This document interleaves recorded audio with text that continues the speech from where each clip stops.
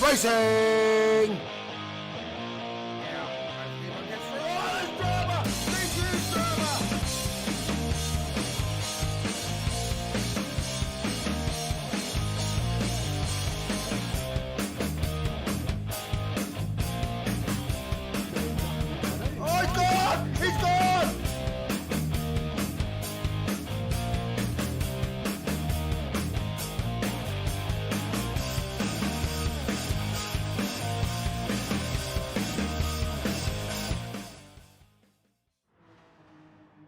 Hello and good evening, Sector 1 sim racing fans of Australia, New Zealand and around the world. I am your host this evening, Atom, as we travel to Belgium for Group B this evening. We had the Group A boys around the circuit of Spa-Francorchamps last week, which made for some fantastic racing, and this week the Group B boys will be tackling the Belgium circuit, classic circuit that we all know and love, and I think we're in for a fantastic show once again. Tonight I will be joined by two fantastic co-commentators and race directors. For the first race we will have, of course, Karen Unleash, or Brent, as a lot of you know him. Brent, how you doing, man? Good evening, Adam. Good evening, everybody on stream. Yeah, feeling pretty good. It looks like to make up for the little bit of banter I had last week with Pruski, he's bought me some beautiful beers, and just sitting here now sipping on one, enjoying the beautiful skies here in Belgium. I'm pretty keen for some chaotic, fun and exciting racing, which we're completely and utterly known for here at Sector 1. I'm excited for it too. I'm a bit disappointed though. They took away the cushions that they had for V8 here last week in the box. So, you know, clearly Sector 1 favours one of their commentators a little bit more than the other. But anyway, we'll forget about that. My bottom will survive, I'm sure. The other co-commentator we have for this evening, who will be directing our Supercup race, is Jim Bob. How are you doing, sir? Good, mate. How are you? Good evening, everyone. Good, happy to be here, excited for the racing we have to go around Circuit de Spa-Francorchamps. And speaking of such a track, here we are with a graphic on screen for you now. The Circuit de Spa-Francorchamps, located in Belgium, 7 kilometers in length, 20 corners. Today it's 11 AM and cloudy, so average weather conditions, perfect for racing. Chance of rain, but unlikely. Although we do have the rain feature here at Spa in GT Sport, which is our platform of choice. 10 minutes of qualifying for our drivers here for round 4. The feature race will be 40 minutes. With a grid based on qualifying as is standard, although I think, Brent, you may have been saying that there's going to be some changes to the grid order after qualifying. Yes, that is correct for tonight's event. So, unfortunately, Shinobi, after missing last week's event, he will have to start at the back of the grid tonight, which means he'll just have to trundle around at a snail's pace while the others set their laps and just stay out of the way a little bit. Alrighty, so not something we haven't seen before, so just starting from the back. And I think we will have a similar situation for some of the guys in the Supercup race as well. Soft and medium racing tyres for our drivers this evening, so they must use each at least once, and it looks like, based on last week, the guys are looking at a one-stop strategy. It appeared to be the best strategy across the board, but whether they start on mediums or softs is yet to be decided. So how about we get this qualifying session for the Group B boys in the challenge race underway? I've hit the big red button that looks like a tree again, and I can tell you right now, just looking off the start of qualifying, it looks like the only person that will be starting off the soft tyre is Womble, so that's going to keep everything very, very interesting indeed. We figured out that last week with the front runners. Starting on the softs meant you got a great big gap to the rest of the field. If you started on the softs towards the rear of the grid, of course, you fell back quite badly, as what happened to me last week, unfortunately. But these guys, they'll have studied Group A quite carefully. A lot of them looking for a big result, especially Shinobi, who needs to bounce back, needs 8 points to make Group A. And, of course, Dadson, who really does need to have a massive race tonight. It looks like we might have a bit of a glitch going on, if you could investigate that for us, Brent. But yes, Shinobi's going to have his work cut out for him this evening with a start from the back, of course, as we know. And we think that the medium tyres are about a second a lap slower than the soft counterpart that they have here. So generally the soft stint is going to be a lot faster, but the tyres do wear out quite a lot. The goal will generally be to get the soft tyres to the end of the first 20 minutes. As we jump the drivers off track. We got a red flag for qualifying because we're having a little bit of GT Sport problems, as is pretty customary when it comes to the general league racing of Gran Turismo Sport. But we'll get it sorted and we'll get them back on track. But in the meantime, yes, so the strategy comes down to basically a one-stop strategy unless you're feeling a bit daring. A lot of the guys seem to be able to make it to just about the halfway point on the soft tyres and then switch over to the mediums for the remainder of the race. Last week we saw, I think, the top 4 in Group A Super Cup taking off on the soft tyres, followed by Brocky and I think it might have been Speedy tyres, if I do recall correctly, starting being the next medium runners who let a gap grow between them and the leaders, and then they pulled it back a decent amount in the final stint. But the guys in the first stint who started on the softs, so that was Kiwi Raikkonen of Dadson Racing, Corgi of Blacklight Racing, and GDR of Ragged Edge. I feel like there was another one in there somewhere, but I forget. I think it might have been Diego, but I get the feeling he was a little bit further back. He did start on the softs as well. They managed to pull out enough of a lead through a little bit of teamwork and slipstreaming to get themselves a decent gap to Brocky, who couldn't quite catch them on that soft stint. A little bit of alliteration there for you. Troy's in chat. I think I've got the nervous sweats already. Oh mate, I'm sure you'll be fighting fit as you always are.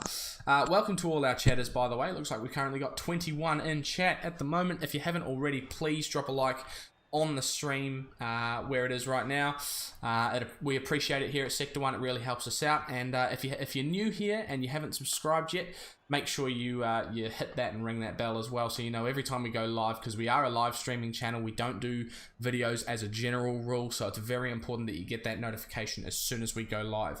We also run to a pretty tight schedule, same time race pretty much every week, so pretty easy to keep up with if you're interested in what we have to offer for the future. So it looks like we're just organising the grid for the challenge guys here. I don't actually have the points available to me at the moment, but we've got some familiar names here from the Sector 1 crew. So of course Excalibur and the Moth, two mainstays in the Sector 1 series that we know of. Always present in these races, father and son as well. Little known fact that some of you may know or may not know. They'll be making an appearance in this race for, I believe, I'm trying to remember which teams they drive for now. Actually, I've forgotten.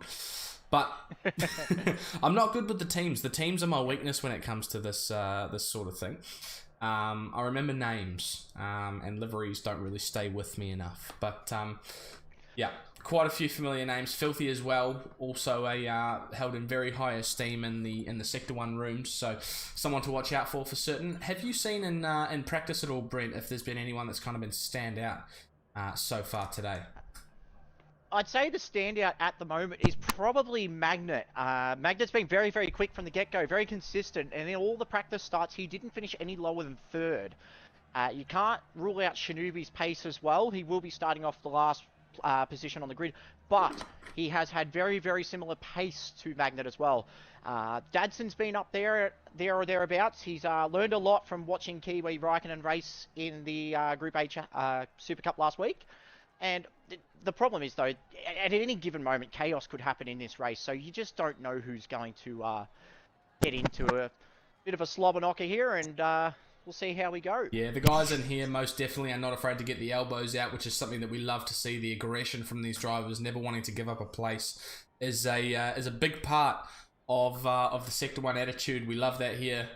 Love some good racing, and always looking to see some great entertainment. So I think we're going to get a lot more of that tonight. Keep your eye out for Excalibur versus Womble. This is a rivalry steeped in history.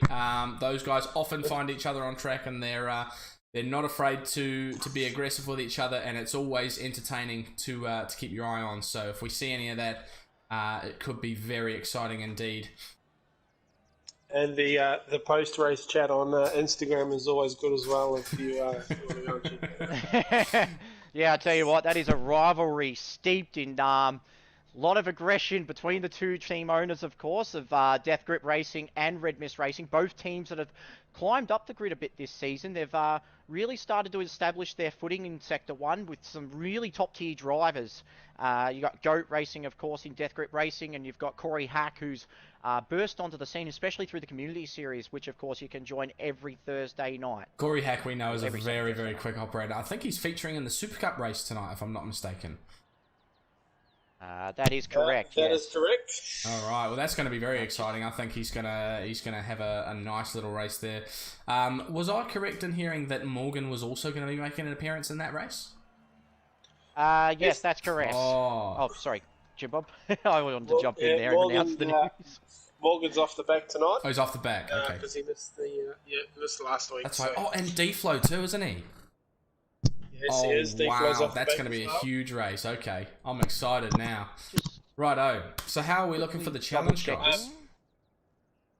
Just quickly double checking that everybody's here. I think we may have one car that has sort of made a bit of a disappearance, but just keeping my eyes out, making sure everybody is here at this stage. Unfortunately, we do have a couple of people that sneak off to get a quick frothy in before they get behind the wheel. We don't allow drink driving, I must say, but yeah, just double checking the grid, and it looks like we are all good to go. So I will set these guys off again. All right, 12 drivers for our grid. And on the subject of drink driving, of course, we don't condone drink driving, but you wouldn't think so with the amount of beer companies that sponsor the Sector 1 teams. So, you know, it is most certainly a great place to be. And if you ever find yourself in the Sector 1 pit lane, you will not be disappointed, I tell you what. So, second time's a charm. Let's hope we don't have to go to a third time. We will kick the qualifying off for our drivers here in the challenge race. Group B at Spa-Francorchamps. We'll jump over to that screen now for these guys and adjust everything as we need. So, looking at the tyres there, you can see them in the pit lane. Womble appears to be the only driver on softs at the moment, which means that he will be starting the race on soft tyres. And he may be the only one at this point. I actually beg to differ. He's not. It seems his arch rival Excalibur is also starting on the soft. Oh, it's just, you couldn't write this, could you? Wow. No, he is. this is a better love story than Twilight. Oh, good point in the chat there as well. RMR has a new Supercup driver tonight as well in Supercup B, because I think it was Kazi made the switch over to Deeds for the remainder of the season. That is correct. He's back with the old gang here at Deeds. Of course, he is on loan for the remainder of this season. Still, Red Mist paying the bills, so any damages, Womble can pay the checks. We'll jump on board with Kazi now in any case. Currently sitting P8. He's just been into a wall, it looks like, but that Deeds car looking good as always, as we like to see. I think so. Replacing him at Red Mist is Suitlad, if I remember correctly. So he'll be making his debut appearance in the Super Cup event later on tonight. So 10 minutes of qualifying for these drivers. They're currently all on an outlap. We'll have a look at the field for now. Magnet leads the way, and Brent, you were saying that he was looking very quick in qualifying, weren't you? Yes, that's correct. And not only are they looking quick, the Lucky's Law Cares cars this weekend, they've also got a couple of new sponsors, including a massive one in Fanatec. Wow. Of course, a lot of the guys on the grid, of course, use the Fanatec equipment, myself included, Jim Bob as well. I think there's about half the grid that use Fanatec wheels, pedals. It's phenomenal signing, especially for a team like Lucky's Lawn Care, who are one of the big, you could say one of the big powerhouses now of Sector 1. They are, now that CP Motorsport is starting to take a bit of a backward step in Sector 1, the Lucky's Lawn Care guys are looking to cement their place right near the top. Lightning Motorsport, also the other team that's really been making claims this past season. Have a look back at Filthy here as well, who dives into the pits. So Magnet, Filthy into the pits, get off their medium tyres. Malevolent One doing the same. So we'll see this from most likely most of the grid. We'll have a look at Excalibur now, who will go around for his first flying lap here. Of course, he started his qualifying session on the soft tyres. The Moth, is the Moth also on soft tyres there? No, he's actually on the medium, so he's going to go around and just burn a couple of laps just on the medium, just to wear the fuel trim down, which is actually quite interesting to do, which means he'll have a little bit less fuel than the guys that are in the pits at the moment. Of course, Womble going around again, the other soft runner of the grid, for Red Mist in the beautiful Green Beacon Black IPA car. Of course, congratulations Green Beacon as well, one of their beers finishing up in the top 20 of the Hottest 100 countdown, which is like the Triple J Hottest countdown, but for hipsters. Love to see it. Yeah, it's a fantastic looking livery, and if there's something that Red Mist is renowned for, it's certainly the quality of their liveries. Womble is an absolute wizard with it. I think he's gone for a Lotus style for this one, if I'm not mistaken. Yeah, JPS style livery. The Black IPA can, of course, resembling that as well. It's a fantastic looking bit of kit. He's done a great job with that. Just keeping an eye on Filthy here at P5, driving for Blacklight Motorsport as well. Blacklight having a bit of a resurgence after a couple of seasons, just struggling to find their feet, of course, with Wardo departing a few seasons ago, as Filthy gets a little bit of air there. They have got a big signing in Corgi as well, but they've really started to bounce back up towards the top of the grid. A lot more consistency in their results as well, and it's seeing them actually fight for a top 5 position in the Combined Teams Championship, which is huge news. It's great to see Blacklight right up there. Yep, they're looking really good at the moment. So Filthy on his outlet now, I believe, if that's correct. Yes, that's correct. Just keeping an eye behind him with the Malevolent One, of course, driving for Jim Bob's squad. CJ Esports, of course, with D'Angelo sponsoring the main sponsor of the car, and God, I can never get over how good that car really looks, as is all Sector 1 cars, but gee whiz. Yeah, it's a single racing stripe style, which is something you don't see too often anymore. That's correct. Speaking of paint jobs, behind him we've got Pruski, who's in the not easy to miss Obsession Motorsports car with Tamar Cars as the main sponsor, of course. Tamar car, yeah. Keep an eye on Pruski as well, because his pace in the first practice was really, really strong. He's been looking pretty good. He's been hovering around that top 5, top 6, but not only that, he's not feeling confident, but after the practice sessions, I reckon he'll be feeling a little bit of a skip in his step. It's probably the best way to say it. Yep. All right, first representative lap time on the board. Womble sets a 2:19.6. We'll see what the guys can offer him on their first flying laps as they come around. Excalibur has dived into the pits, so obviously wasn't happy with that lap as it was, so he's gone in for a fresh set of boots. See, there's a couple of notes in the chat about the stream quality. Unfortunately, we're having a little bit of issues with Just it's a little bit choppy from what we see. So the stream has been put in performance mode. That's all we can really do for now without completely rebooting a stream and things like that. And it sounds like it's an internal issue because there was a little bit of word about that being a similar problem the last time I was on streamer duties. So we'll keep an eye on that and review that at a later date. But for now, we have to get on with the action with our limited fix. So Magnet will be on his first flying lap now, won't he? Yes, that's correct. So Magnet's purple in the first sector, of course. It's a very, very strong time early on, but it has been beaten by a 10th by the Malevolent one, who's just bounced up with a 39.8. Dadson's actually even quicker himself with a 39.4 in the first sector. But he's going to get held up a bit here because he had a massive slipstream on the Camel Straight. And he's just gone past Killer on the loose there.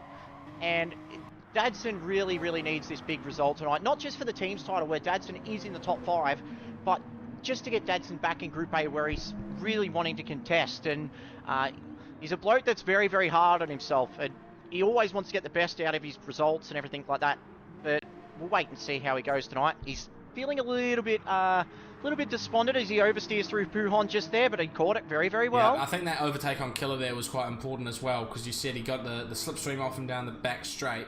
But then, of course, once you get that slipstream, you do close up on the driver in front, and that can cause you some problems if you're not careful. So he's got by, and it looks like he's lost minimal time, so he's probably all right for now. We'll have a look back at Magnet now, who's going to be the next driver to set a representative lap time. I'm sure Womble's going to dive into the pits at the end of this lap to get himself some new times. He's purple through the second sector.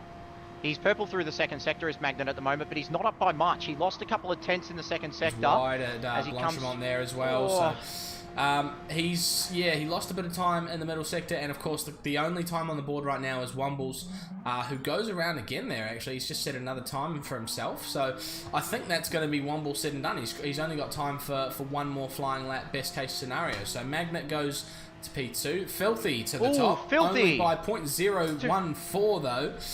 Malevolent 1 to P3 there as well. So now the times are starting to come in. Pruski, Dadson. Here we go. Now we're seeing it all happen. Killer comes through with a 19.7. Kazi with a 0.3. So all hovering in the 0.9 in the 19s at the moment. No one able to crack into the 18s. Dadson's done a 218.4 and Pruski has done a 218.834. Those are the only two at the moment that have broken into the 18s. Of course, Dadson, if he takes pole tonight, this is one step closer to him becoming another Group A driver in the field that will really cause havoc for the leaders. These guys in Group A will not want to see Dadson go back up into that group because we know how hard-nosed a racer Dadson is, and they're going to be fighting for championships and wins. Dadson is certainly capable of winning a race on these days. All right, so yeah, so he's within shot of a promotion to Group A on points then, is he? As long as he gets his position right in this race. Yeah, that's correct. So he needs to win and take fastest lap, or win and take pole. And it looks like he's doing one of those two objectives right now. So provisional pole will be enough to help get him there, but he's going to need that win as well. So looking pretty good so far, Dadson. Pruski also down in P2. So he earned himself the nickname Wide Hips in times gone by, and he showed it recently in our team owner event. If you recall, he got his defensive game on and really made a meal of the race for the drivers around and made them work for it. And it was fantastic to watch. So I think we might get to see a bit more of that from him tonight. Yeah, I'll tell you what, I'm still not over that because I was the one he was fighting with in the TO race. He definitely put up more than just a fight. He definitely had the gloves out, and if he finishes with a win or a second or even like just a third tonight, he'll be stoked with that. Of course, I reckon Debrev will be pretty happy with where he's sitting at the moment, P3. He's down in his lap at the moment. This one's not really going to make any inroads into Pruski's time. Also keeping an eye at the moment, the big surprise for me is Magnet. He's in P8. So he might be yet to set a proper representative lap time. This might be the last lap for some drivers. We're on board now with Pruski as he heads through the bus stop chicane. Across the line goes Malevolent 1, Filthy, setting their best times. Prua goes 218.4. It's not enough for pole, and that's it for him. So Dadson comes across the line. He set his final lap time. There's only a couple of drivers who are going to be able to set another. So Womble's still out on track. Magnet's still out on track. So he's got one more shot at this as well. So he may have pitted again. Oh. Excalibur, P10. Tell you what, Magnet was so close to oversteering through Radion there. His tyres actually need to hold up for him to go up the grid, and that's the biggest issue right now with a lot of these drivers. Their tyres are quite worn at this stage. They need to make sure that these laps count. Magnet is up by a 10th on his personal best, but is it going to be enough? Are the tyres going to last? He's got a little bit of traffic in his way here, potentially, as well. He's got Filthy ahead, who's actually still on a lap as well, but his tyres are even worse, so this lap may not count for him. Although, it might get Magnet might get a bit of a slipstream here as they approach through Malmedy there. There we go, and if they come down onto this final straight towards Blanchimont and he's within range there, he could time that well and actually pick up a lot of time there. But it's all down to chance a little bit. So there's currently 4 drivers on track that could set another time. Well, 3 technically, because one of them's Shinobi. He's not allowed to set a time. So we've got Womble, we've got Magnet, and who's the other driver? Is that... Womble, Magnet, Malevolent one is on a lap. He's actually behind Magnet at the moment. He did his fastest lap just on his previous result. It was a 2:19.3. Puts him in P5 at the moment. He'll be pretty stoked about that. Not doing too bad. Yeah. No, he's down at the moment on his final sector. Can Magnet use the slipstream of Filthy, though? He's not close enough.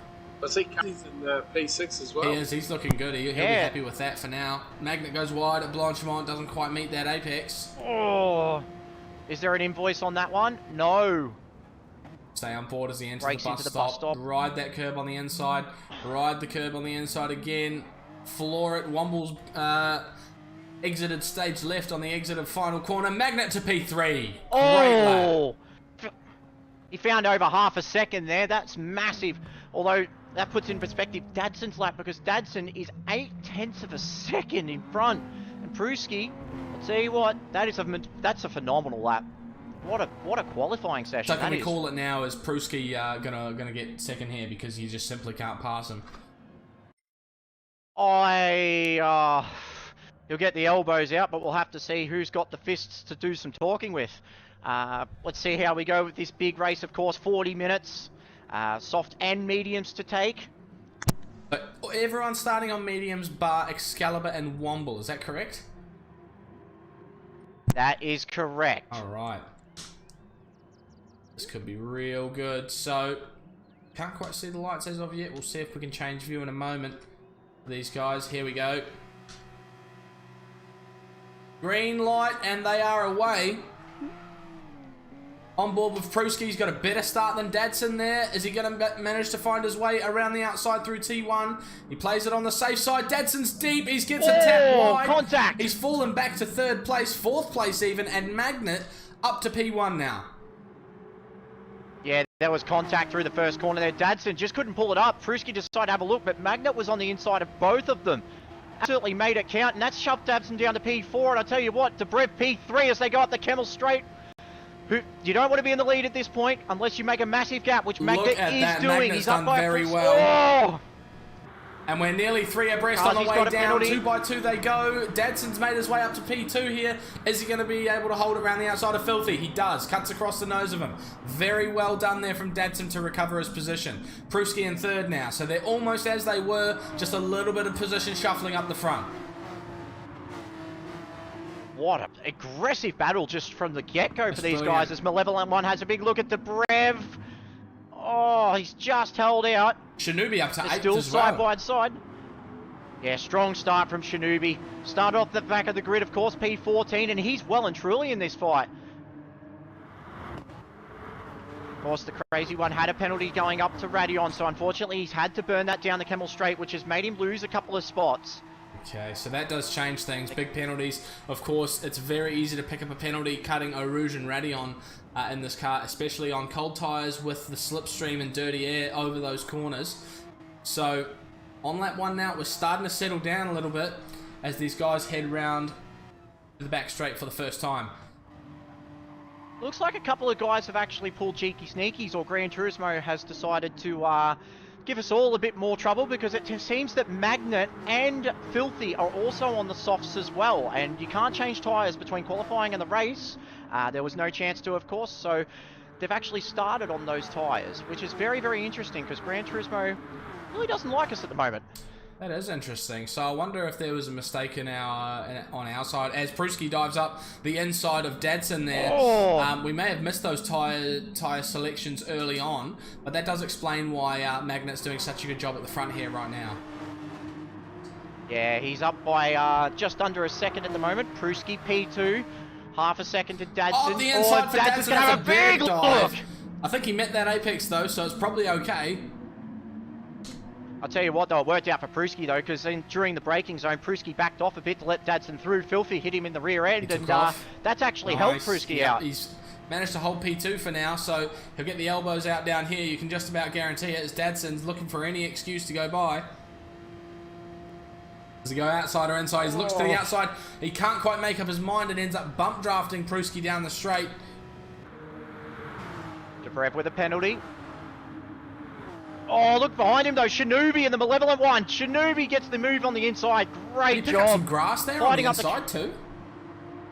I do believe so. Shinobi's looking dangerous here. He's up to P5 now. He could seriously challenge the guys up front. So he's on the mediums as well, isn't he? So he's in a great position. That's correct. Yeah, that's correct. And going through Rivage at the moment. Coming up to Malmedy. And it looks like, yeah, Shinobi's got the grip. He's just got the bit between his teeth here at the moment. He's really starting to tear into that gap to Filthy and P4. Of course, Filthy, Dadson and Pruski can't get too cute because Shinobi is definitely showing fantastic pace right now. Tell you what though, this is starting to bunch up a little bit. Just having a look at a replay now of the first corner of the race, and they parted like the Red Sea for Magnet there off the start from third place. The first two drivers went wide early on, and that was all she wrote. Oh no, Debrev's hit the wall! Wow, we've just caught that as well. Just oversteered, and Dadson's gone too! Wow, that's huge.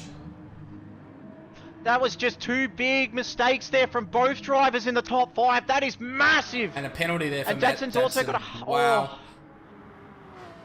So with Dobrev, he just oversteered on the exit of Lefania and did what Giovinazzi did a couple of seasons ago in Formula 1. As for Dadson, who was a little bit ahead, he must have just clipped the grass entering into the first half of Stavelot. Well, actually, we've got an action replay for you now, coming through the Funya chicane. So on board with Dobrev as we head through here. Gets on the AstroTurf on the outside, gets a little bit oversteery. Does he collect Dadson as well?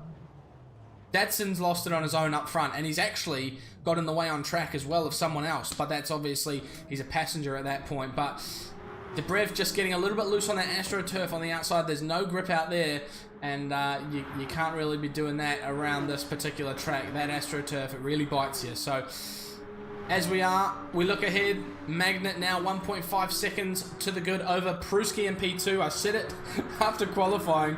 We guarantee the Pruski P2 here because we know he's got a defensive masterclass on his hands.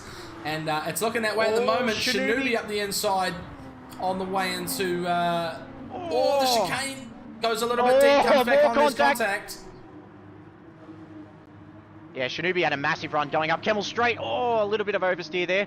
But he just had a massive run up Camel Straight, just used the slipstream to his advantage. And just behind it looks like Filthy may be in more trouble because Malevolent One's going to have a look for P4. Filthy gets it done too. Backwards now. Might have had a little bit of dirty tyres after that incident at the chicane at the end of the straight. But, wow, it's not good news for Filthy at the moment. But Christmas come early for Shinobi. Although the stewards might be looking into that overtake that happened earlier. But he can smell Pruski now. I'll tell you what, just behind them, the crazy one. P6 at the moment. He had to burn a penalty at the start of the race. He's got Womble all over. His ex-team owner all over the back of him. This, is there bad blood there? Do we know that? I know he's on loan, but... I don't think there's... Is he going to pull his punches? That's the real question. We've been talking about it, and I said race hard, race fair, and that is what we need to do here at Sector 1. See what Womble's got. He's gone a little bit wide onto the Astro. We're seeing it again. That lack of grip out there. You saw him oversteer there a little bit. And he's got his teammate behind him as well. Filthy. Killer on the loose in the green. Filthy in P5. Yep. Oh! Filthy just in P5 there had a massive slipstream, and the Malevolent One. He's going to go for it. He's going to go for it up the inside at the bus stop chicane. Filthy gets it stopped on the apex. That's a fantastic move from Filthy. Textbook stuff. Great move. Womble tried up the move for the inside of the bus stop on Kazi and just couldn't pull it up. Kazi's holding that position at the moment, but it's bringing Killer on the loose into the battle as well. As behind, there's big contact for Excalibur, who's just hit the wall. What's happened there? Womble goes deep at La Source and he's off. He spun it on the Astro there and he can't get it going again. It was simple driver error there. There was no contact to be seen. It was just a missing of the brake marker, unfortunately, for the Red Mist driver. So, Killer on the loose takes over as the leading Red Mist driver on track, and Womble is now down to P11, or P10 rather, and look who's behind him. Yeah, and the thing is, Dadson is now in the top 10. That'll be motivating for him. He's got 5.8 seconds, though, to catch them off in P8. But yeah, that's just unfortunate for Womble. He's just going to have to just fight back hard and try and make his way back up there. Still plenty of time, of course. We've got over half an hour of racing still to come here at Sector 1 with the Challenge Group. There's a great point in chat here about Womble's also on the soft tyres, of course. So he may have actually... Oh, we've had a change for the lead. I've just heard someone lose it there as well. Pruski's in the lead. Yeah, we've had a change there. Pruski has made a move. Well, Magnet may have lost some pace there or made a mistake or something because he had a pretty healthy lead to the that driver behind him. It looks like he's still got good tyre grip at the moment, so he's definitely made a mistake somewhere on this lap.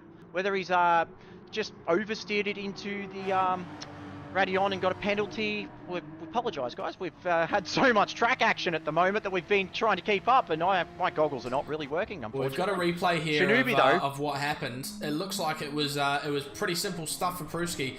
We're not quite going to see the action as it unfolded, but it looks like he got a toe down the back straight and made an overtake at Lacombe. Magnet's just made another mistake as well. He's just gone wide at Stavelot, and it's allowed Shinobi up to P2. Wow, what a fantastic drive from Shinobi so far. But now he's got Pruski to deal with. Magnet going backwards now. Yeah, the sharpest shoulders in all of Sector 1 in the lead right now. Shinobi's going to have to really fight for this one. This should be exciting. Magnet's still got good tyre grip at the moment, though. He is on the softs, but out of the top three, Shinobi's actually got the best tyre life. He is on the medium tyre. He's really looked after that as well. In terms of fuel, Pruski's actually doing the better job on the fuel at the moment. All right. We head through La Source for the 5th time of asking. Pretty even gaps between all the leading drivers at the moment. Pruski leads Shinobi, Magnet in 3rd. Filthy P4, Malevolent 1 P5. No one within slipstream range of anyone around them. So the dirty air clearly proving a problem for a lot of these drivers. Yeah, they're just starting to tear up the fronts on a fair few of these drivers at the moment. Just trying to stay in the slipstream of the car ahead, of course. These Porsches, 509 horsepower, 1,250 kilos. They are absolute beasts to drive compared to their road-going counterparts, which are very light and graceful. Kazi just burning a penalty at the moment. He's dropped down to P8, which has allowed Dadson to close right up. He has a gap of 2.6 seconds, so Dadson's not out of this by any stretch of the imagination. He could still nick a top 5 here. And kudos to the Moth as well, who's in P7 at the moment, doing a fantastic job. He's kept the car very straight, very clean. Tyres look absolutely sparkling at the moment. We just saw with Dadson down in P9, so he's now catching the Kazi one because he's just served a penalty there, has Kazi. And Dadson's last lap was a 2:19.9, and I suspect that he's currently outperforming the other drivers on track who are doing 2:20s. Is that right? Yes, that's correct. So Kazi's just done a 2:22 for his last lap. He's just gone a bit wide there at Pujon. The other guys in front of him, all the way up to Filthy, are in the... actually further than that. Everyone except the top 2 were doing 2 minutes. Well, speaking of the top 2, it so might be on for young and old here. Shinobi is all over the back of Pruski. He's got pace to burn here. What's Pruski going to do? He opens up the inside there and allows Shinobi up the inside on the way to Blanchimont. What's going to happen here? Is there a left? There's a bit of contact on the way through, but I think that's just hard, fair racing. There wasn't much that Shinobi could do there. And into the bus stop they go. No attack from Pruski, I don't think. They both meet the apex there. Oh, wow. He's really filling up his mirrors, though. Oh, but sideways there for Pruer as well. And that's what we're talking about with these Porsches. They're animals to drive. You hit the throttle too early, you will oversteer. So, too much speed, understeer. Correct me if I'm wrong, but Shinobi is leading this race on the medium tyre, isn't he? That is correct, and I tell you what, his tyres, compared to Prui's, they're phenomenal. They really are, and the fuel advantage is starting to lessen as well. Shinobi really has this race in the palm of his hands at the moment. And I'll tell you what, it's a phenomenal drive from last to first, but he's still got another 27 minutes in the driving. space of 5 laps, might I add. Like, when we're barely over 10 minutes into this race, a quarter of the way through, he sliced his way through the whole field all the way up to P1. What's going to happen for the rest of the race? Is he just going to walk away? I don't know, but it looks like Filthy can't walk away from the Malevolent one, P4. Malevolent just tried to have a look up the Camel Straight there, just showed the nose a little bit. Looks like he's not going to get it done through the com. He's fallen back a little bit there, and I think just going back to Shinobi, what a drive he's had so far. I think driver of the day, you know, quality for sure at the moment for the chill out driver, or the chill out car rather. We're looking at Filthy in P4 now, looking back at Malevolent One, who was having a crack there at Lake Com if you've just joined us, but he's fallen back a little bit now. He's still in slipstream range, but not quite within attack range. They can't get too cute though, because Killer on the Loose is still showing some really good pace at the moment. The gap is 1.6 seconds, but Killer's really looked after the car. He's got great fuel advantage at the moment over the Malevolent One, but not only that, his tyres look a little bit fresher as well, so he's definitely taking care of that beautiful green beacon. I believe that's the Wayfarer livery, of course the beer of choice for Green Beacon. I think it is actually. It's been a mainstay in the Sector 1 series. Oh, Grappler, yeah. It's been a mainstay in the Sector 1 series since the inception of the multicolour liveries for Red Mist Racing. So they got the red, the green, the purple and the blue to match their top craft beers. Grappler with its beautiful green colour really popping on the track at the moment. Similar of course to the Moff and P7 driving for Aussie Hampton. So Malevolent One just tried a big look up the inside of the bus stop and it just didn't work out for him. Filthy's got the wide hips out.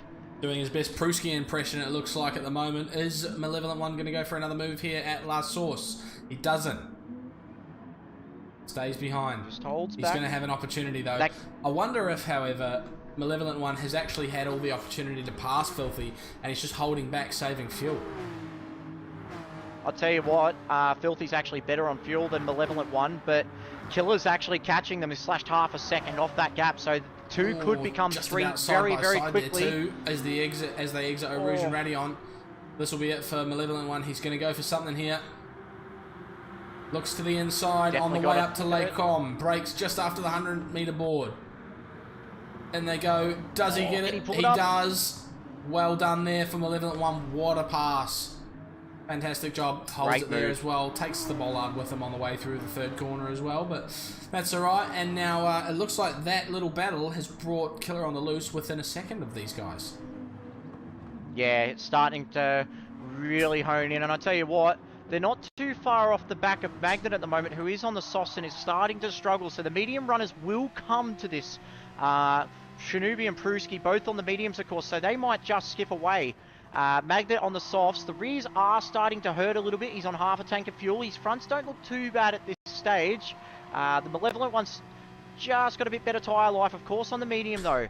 Looks like the times for the soft and the medium are starting to cross over at that point. So just doing a bit of ruminating here, it looks like to me, P4, 5 and 6, that's Malevolent One, Filthy and Killer on the Loose, are all on with a chance at a podium here. Would you say that's accurate? I would say that is completely accurate. Filthy is on the soft, whereas Killer and Killer Malevolent goes One are wide. both... Killer's gone to the AstroTurf. Can he hold We it? caught that in action. Oh no, Killer's gone round on the AstroTurf at the exit of Stavlo 2. Oh, That's got to be heartbreak for Killer because he works so hard to catch up and just push that a little bit too hard at the final moment, and that allows his teammate Womble to go past and retake that position as the leading Red Mist car. Oh, it's unfortunate. He looked really strong as well. His tyres were good. His fuel was great. Ah, it's a horror night. Alright. So just looking at Magnet now in the Lucky's Lawn Care car. Word on the street, or from the chat rather, from the pit lane, is that Magnet is in fact on mediums, but it's a visual bug. Yeah, and it seems to me that with all the roadworks and all the new stands going up here at Spa-Francorchamps, it seems they've cut one of our fibre optic cables here, so we are a bit short on information thanks to the hard-working men here at the Spa-Francorchamps in the Ardennes of Belgium. Look at Shinobi though. He's pulled out nearly 3.5 seconds now. The man is untouchable. Why is this guy not in Group A at this point? I do believe he was meant to race in A last week and unfortunately could not make the race. So as a result, if you miss Group A, you will have to start at the back of Group B. There are a couple drivers in the Supercup tonight that will have to do the same, unfortunately, but it just gives the other guys a bit of a chance as well. Of course, with all our groups, there are all skill levels, all speed types, and Shinobi, well, he's just in a class of 1 at the moment, isn't he? 3.6 ahead. Tyres looking phenomenal, and fuel absolutely brilliant. Yeah, clearly showing that there is a massive difference between Group B and Group A, and you know they're just a cut above up there. And of course, it's often I think we classify the challenge as Category 2 and Supercup as Category 1. So the idea there is, of course, that the Supercup is another level again. So you know the standards around here at Sector 1 are so high right now. They're probably the highest they've ever been. Yeah, but the big thing about it all is that even though this may be the second category in terms of speed and pace, these guys definitely race for keeps. They are some of the hardest races you'll ever see on the Gran Turismo platform, and these guys aren't afraid to throw bombs. It's fantastic racing as we watch Magnet in P3 at the moment. He's got Malevolent One smack bang behind him. The softs are really starting to not work out for Magnet at the moment as Malevolent One shows the nose. There could be a podium on the card here for CJ Esports at the moment, and can't rule out Filthy either. Yeah, I think Filthy's in with a shout here as well, of course. Unfortunately, Killer dropping back. Couldn't quite keep it together as he needed to. But, was that a penalty serve up the front as well? Was that Magnet serving a penalty? I think it was. A bit of contact through turn 1. Excalibur's been involved somewhere in there as well. He's just in the middle of this bunch, Is Excalibur unfortunately. a back marker at this point? He is. Yeah, he's a lap down, and he's actually smack bang behind the Malevolent One just at the moment. This may help Filthy. Not only is it going to help Filthy, though, look who's in P6 and P7. They cannot be ruled out for the podiums at the moment. The Moth and Dadson, who's fighting his way back from 11th at one stage. Dadson's done very well here. Wow. It looks like we've had another error for Womble as well, who was ahead of Killer the last time we checked, and he's now dropped down to P11. Oh, the Malevolent One's got past. He's in the podium position at the moment. Magnet is starting to struggle. This is the crossover period for the softs. You will be struggling for grip at this point. But an action replay coming up for you now. Looking back from Magnet as he gets passed by the Malevolent One. Oh, and there's a bit of an error there through the Lacombe chicane as well. Filthy got very close there. Sorry, Excalibur got very close. So making it difficult for our drivers. Oh, I tell you what. Oh, we've just caught Magnet going wide at Puon. Oh, what a catch. Wow. Oh. He's managed to keep that pointing the right way by some miracle. Absolutely amazing there from Magnet. That is fantastic. I'll tell you something right now, though. The Malevolent One could go to P2 because Pruski has a penalty. Half a second at this stage. The gap is 2.5, but Pruski's tyres do not look good at all. Well, I think so. He has to serve it here, doesn't he? As he comes out of onto this back straight. So he's in the burn zone now. So if he doesn't burn it correctly, he is going to end up dropping back a little bit because you can. There's a correct way and a wrong way to burn a penalty here. The rules, of course, we have burn zones here at Sector 1 that dictate where you must burn them, but you can burn them faster and slower depending on how you go about it. So it looks like that's really hurt him there as they came towards Blanchimont, and through the bus stop they go. Malevolent One now 1.3 seconds behind, so he's certainly in with a shout as we see Filthy go a little bit sideways there on exit as well. And first pit stops coming in. I'll tell you what, Magnet and Dadson may have just pulled a master stroke here because lap 9 is the crossover point for the tyres in terms of pitting. So a lot of the pit strategies are going to play out at the moment. You see with the softs, they should last about 9 to 10 laps, depending on how hard you drive the car, of course. The mediums, just a little bit longer. They can go 11 or 12. We've seen some of the drivers in Group A last week go around. I'll tell you what, though, out of all the tyres on the grid, and I'm not trusting my information, thank you, Gran Turismo Sport, Shinobi's tyres are still looking absolutely phenomenal on the mediums. So he's either looking after them or we are still having major service/satellite issues here on Gran Turismo TV. Alright, it looks like Magnet's coming out on the soft, so there might be a visual error there, so we'll have to look into that a little bit later, but he may genuinely be on the softs now, which might make a difference to the race as it goes on. So, Malevolent One is the one we're watching at the moment. He's cut it down to less than a second to Pruski in front, and I think this might be the first time that someone's caught Pruski this race that's really potentially going to allow him to put on a fight, because Shinobi made it look so easy going past him earlier on. Didn't really give Pruski a chance to defend, but I think Pruski's had time to think about this one. He's seen it coming, and now he knows what he's got to do, so it's going to be very interesting to see how he deals with Malevolent One behind. They're probably going to head round to the pits soon. Who's looking better for fuel at the moment between these two? So I'd say at the moment, just looking at fuel, Pruski's still got that advantage. Early on in the race, he was really trying to look after the fuel side of things, so he may have a bit more time advantage when he comes out of the pits, but he is definitely struggling on those tyres as he runs wide. Malevolent One goes up the inside. As they approach the fearsome Blanchimont corner, Malevolent One looks like he's going to get done. Is Pruski going to put up a fight? Pruski's surely going to attack him into the bus stop again. He has to get by. It's crucial that you have track's position on entry into the pits. It means absolutely everything.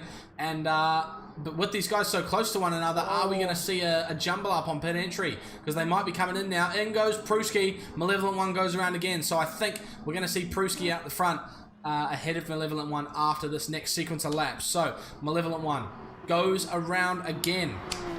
And we've missed, of course, a battle there a bit further back between a couple of guys. Between Killer and I think it was someone else in a black car from memory. It might have been Dadson even. Has Dadson pitted now? What we want to do now, he has, yes. So he's just put on the soft tyre at the moment, 3/4 of a tank. Keeping an eye on Magnet at the moment because he's the one to keep an eye on. He could undercut these guys quite a bit. Dadson's just a couple of seconds behind. These two pitted a couple of laps early, and in a race like this, that could be absolutely critical. As we watch Magnet go down Magnet, of course, as well, had clear air on his outlap, whereas the others always wide. La Source hairpin. There he is. There's Pruski coming out the pits, and Magnet has the overspeed here. He goes by on the outside of the Tamar car's vehicle. Oh, they're getting really aggressive on the way through there, but Magnet's got it done. Now, does Pruski have an answer as they come down the back straight? Through Eau Rouge and Radion they go. Oh, Dadson just made the move up the inside of Eau Rouge on the Moth. There was a big battle out of the pits there. So it seems that the undercut has really worked in Dadson and Magnet's favour. Dadson especially is back in this top 5 at the moment, and Magnet P3. Magnet and Pruski is not a battle that's going to go away soon. And we've got now an action replay from the perspective of Dadson coming down towards Eau Rouge and Radion. He had the overspeed on the Moth on the way through. Looked to the inside on the way in, and neither of them backed out, and he got through. Wow, swept around the outside. That was Kimi Räikkönen-esque. That was fantastic from Dadson, I think. Pruski has also made the move up to P3. Wow. Into Puon we go. Oh, he's got the hits out. He's looking at a defensive line at the moment. So he's thinking about track position now. No more, let's not lose any time. It's track position or nothing now for Pruski. Yep, Obsession versus Lucky's Lawn Care. And we know what Pruski is like. He is the man when it comes to getting out the hips. As Shinobi pits. And I'll tell you what, these two get too cute. Dadson will be on for a podium. Oh, coming through Stavelot. We have a look at a replay now. This is the move that Pruski made on Magnet only so long ago. Up the inside, nearly goes a little bit wide there. Little bit of hip and shoulder on the way through on Magnet, but he got it done, and both drivers made it round again. We'll have a look now as they come up to the bus stop through Blanchimont. Is Magnet going to go for another move? Looks to the outside. Pruski's got the inside line covered. A little bit of a cut there on the inside curb, and Dadson has been brought right back into this. Now to P3. Malevolent One and Shinobi into the pits. This is a big, big battle brewing up. And Shinobi, well, he had quite a sizable gap. There it is. But Malevolent One's the big one here. He's just come out now. He's going to be behind Filthy. So he's really lost out by running too late. But he will have fantastic tyres The big loser out of all the pits at the moment is Filthy. He has put a little bit more fuel than the guys in front at the moment. He's 1.1 behind the Moff, who is in the 5. What a drive by the Malevolent Moff. One's in slipstream as well. Or he's just fallen out, but he was in slipstream, and that was crucial. And here we go. Magnet's looking to the outside of Pruski. Magnet.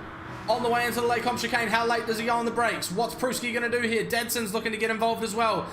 Oh, wow. Magnet cuts the nose right off him. That was super aggressive and so late on the brakes. Really fantastically done there in the Autobahn car. And he gets a little bit slowed up on the bollards on the inside here. And Pruski's going to look up the inside again. This is 2 laps in a row that he's gone for the move at this corner. And he gets it done. What a move through Rivage there with Pruski. There's a bit of contact there on the way through X. Oh, this Dadson's well and truly in this fight, and it's bringing the Moff right in this battle. If these guys are not careful, you're going to have Filthy and the Malevolent One all over this. This could be a 5-car battle for 2 places on the podium. Rub your hands there, the guys in chat. This is an absolute belter of a race here on Sector 1. Pruski on the inside coming into the Funya chicane. Wow, this is a defensive masterclass from Pruski. Magnet simply cannot find a way past at the moment. As he goes wide, we've seen this mistake already from Dadson. Dadson knows exactly what's going on there, but he's managed to keep it pointing the right way. Dadson comes through into P3. What a save. Magnet's not out of this yet. He's still there. Gets a little bit loose there. Oh, he's had a massive oversteer. The Moff's going to fight for this. P4 is on the cards here. Oh, and he's got the move up the inside on Blanchemont. 2 into Blanchemont doesn't work, boys. What's going to happen here? Someone's going to back out. There's going to be contact, and Magnet's wide onto the AstroTurf, but he keeps it going. Somehow, he should avoid a penalty because there was contact on the way through. Manages to hold it through the bus stop. Wow, well defended by Magnet there. He did not back down. Look who it's brought into the battle as well, though. Filthy P6, Malevolent P7. Oh, they're still in it. This is getting aggressive. Dadson's moved up to P2. Pruski looks to the inside there. No, he had a penalty. He cut the bus stop, unfortunately, and that means Dadson up to P2. Wow. This is getting super intense. So Dadson now into that de facto 2nd place. Pruski fighting it all the way. What's he got on the way down to Lacombe this time around? Magnet is going to look to capitalise on any mistakes made by the drivers in front of him. Can Pruski get it done, of course, heading into Lacombe? Looks to the inside. Dadson does not even think about defending. He's going to let him through here. They've lost a bit of time there. Done. Gap comes down to 1.3 for Magnet, hovering about the 1.5 mark now, so he could get brought into this very soon if these guys aren't careful. The Moff now in P5, just ahead of Filthy and Malevolent One, who's dropped off the back of them a little bit. But Moff's looking really good here in P5, really comfortable. Tell you who's made a little bit of a recovery at the moment as well, just a little bit late to the party. Debrev in P8, he was last at one stage. Of course, T-boned the wall just on the exit of Lafang there. And yeah, he's just in P8 at the moment. He's made quite a bit of time on Killer, who's in P9. He's got the Kazi one behind him in P10. Womble in P11. He's not too far behind these guys at the moment. He could aim for a top 10. And Excalibur just in the pits at the moment in 12th position. It's been an absolutely tough night for the Death Group driver. I think, is that a retirement from Excalibur, or is he still on the go? I think it is a retirement. Okay, so we've had a retiree down in P12. Pruski's broken away from Dadson here a little bit. And Magnet's off into the Astro. He's going to go around. Disaster for the Lucky Rocket car. He's not quite going to be able to hold that together. Oh, no. Around the outside. And that's checked up. Filthy around the outside. He's managed to keep that facing the right way somehow. That promotes the Moff into P4 here. Seeing all the support in chat, everyone is absolutely stoked to see him where he is. And now he's on with a chance, just about, to challenge for a podium here. What an absolute screamer of a race at the moment. We can't pick who's going to finish where. It's just been phenomenal driving by all parties involved. We've had some fantastic drives from a lot of drivers. Shinobi, of course, coming from last place. Dadson recovering from an early incident, and he's now up to 3rd place. What a drive from him as well. Tell you what, Filthy P5. Blacklight will be happy with his haul of points at the moment. There's a lot of teams in this combined teams title still fighting it out, of course, and Blacklight and Dadson Racing definitely in the mix to be contenders for this title. A lot of points up for grabs still in this championship, though. So we see Dadson P3. He's just chasing down Pruis Just behind, of course, is the Moth.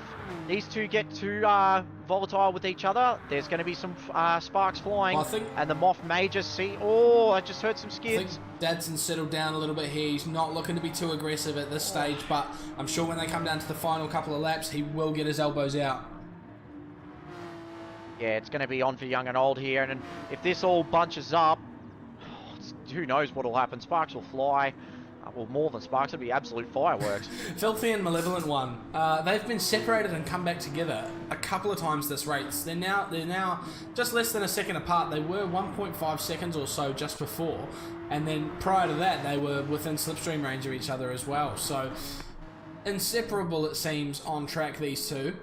Is that going to come down to a major battle at the end of the race, do we think?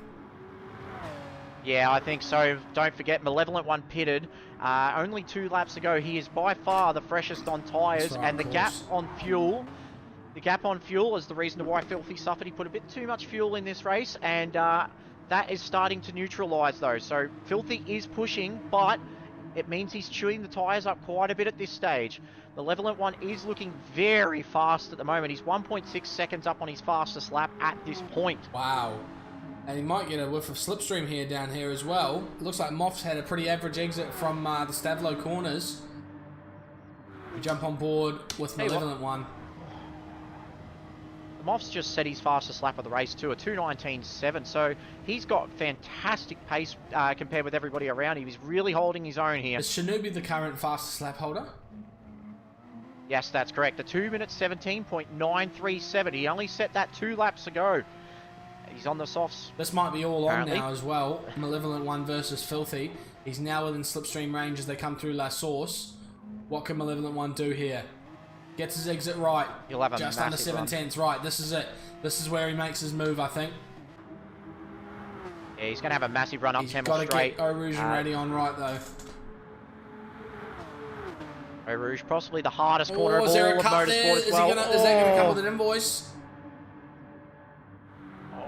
I don't think he might have just got away with that. It looked like a big cut, but he's done well there. Down to 2/10. Is he going to go for a move on Filthy here? Looks to the inside. Into Les Combes chicane. He's late on the brakes. Does he go too deep? No, he holds it nicely. A great move there from Malevolent One. He was not messing about with that one. He could have waited till later. He got himself nice and close to Filthy. And Filthy now going to fire back on the way in to the next corner. Can't quite get it done. Just keeping an eye further down the field at the moment. Magnet is starting to struggle again. Dobrev has actually made the move past. Just not rolled Magnet's way. He's had the pace all night with his practice sessions, and he had the early race pace as well, but just looks like it's, as soon as the grip's gone, it's just very uncomfortable to drive that car. It was that late incident that's messed with his race as well, and he's looking a little bit unhappy at the moment, a little bit of wiggling down the straight there, but these things happen in racing, of course. So I think the big one on track right now is Malevolent One versus Filthy. Filthy's given it everything trying to keep up with him here. A Malevolent One seems to have an answer for everything right now. Yeah, he's got the fresher tyres. Can he cut the gap to Moff is the big question, though. The last lap for the Malevolent One was a 2:18.3. The Moff still a respectable 2:18.7. So Malevolent One is making time out of the Moff at the moment. We'll have a look on board now with Malevolent One. Is Filthy going to go for a move here into the bus stop chicane? It doesn't look like he's close enough. He holds the car to the outside. Looks like he's trying to signify he's not going to do anything, but he goes deep on the brakes on the outside. I don't think that was an intentional attack, but he's managed to keep it clean and stays behind for now. Is he thinking about something on Camel Straight, perhaps? Maybe. Just keeping an eye on the gap between Pruer and Dadson. The gap is out to 2 seconds now, so looks like it's Pruski driving away a little bit. May have just sewn up that second position. There's only 3.5 minutes left in this race, so we'll probably get 2 more laps, I'd say. Filthy's going to be able to go for something here, and yeah, I think it'll be 2 more laps. Perhaps 1 extra for Shinobi if he gets around in time. A little bit of a lift there for Filthy, we heard as he went over Eau Rouge and Radion, but he's got the overspeed now on Malevolent One as they come down the Kemmel Straight. Yeah, Malevolent One holding the inside, getting defensive. Can Filthy get around the outside? Can he hold the position as they flick through Lecombe? Filthy was not interested in the inside there. Oh, bit of contact. A little bit of That's contact. forced Filthy wide. And that's allowed Malevolent One to keep in place as well. This is Gee hard whiz, they're racing. fantastic This racing. is hard racing. Oh, No holds barred for these guys. They give it everything. This is why you can't just walk into Group B at Sector 1 and do well. You have to respect the opposition, because they will be aggressive and they will give it everything. These guys don't mess around at all. especially in the practice sessions, and even just the amount of driving these guys do. A lot of these guys will prepare weeks in advance just to make sure that they've got their racecraft right, that their pace is right, getting used to the mediums, the softs. These guys really do work hard for what they do. It's not just a fun hobby where 60 odd guys gather and enjoy their passion of cars and motorsport. It's a real slobber knocker of a series, this one. It's cutting edge competition here, isn't it? Yeah, and the gap again from Pruski to Dadson is really chopped down. Dadson on the attack. Chopped down by a second. Wow, he's got very close Chopped down now. by- He's certainly within striking distance very soon. Not too far to go. 2 minutes on the clock. They're going to get one more lap, and I think Shinobi is included in that. Yep. So it's going to be 17 laps for these drivers today. I tell you what, Prua might not want to get too cute here. Dadson's chomped a full second out of the Obsession Motorsports Porsche 911 RSR. Just looking at the laps that they come across, a 221 for Prua. Dadson done a 219.3. So there you go, 8 There must have been a mistake there for Pruski somewhere, but this is it now. This is final lap, so Pruski knows he's got to give it everything and hold that position. Track position's everything now, because this is how they're going to finish. So, not within slipstream range as they head down to Eau Rouge and Radion. If he gets it a little bit tighter, Dadson on the way through. Oh. He might be able to pull some time on the straight as he does. Pruski with a big lift on the way through there. Look at that delta come down. It's down to 7.5. He's within slipstream range. Now he's close enough to think about it.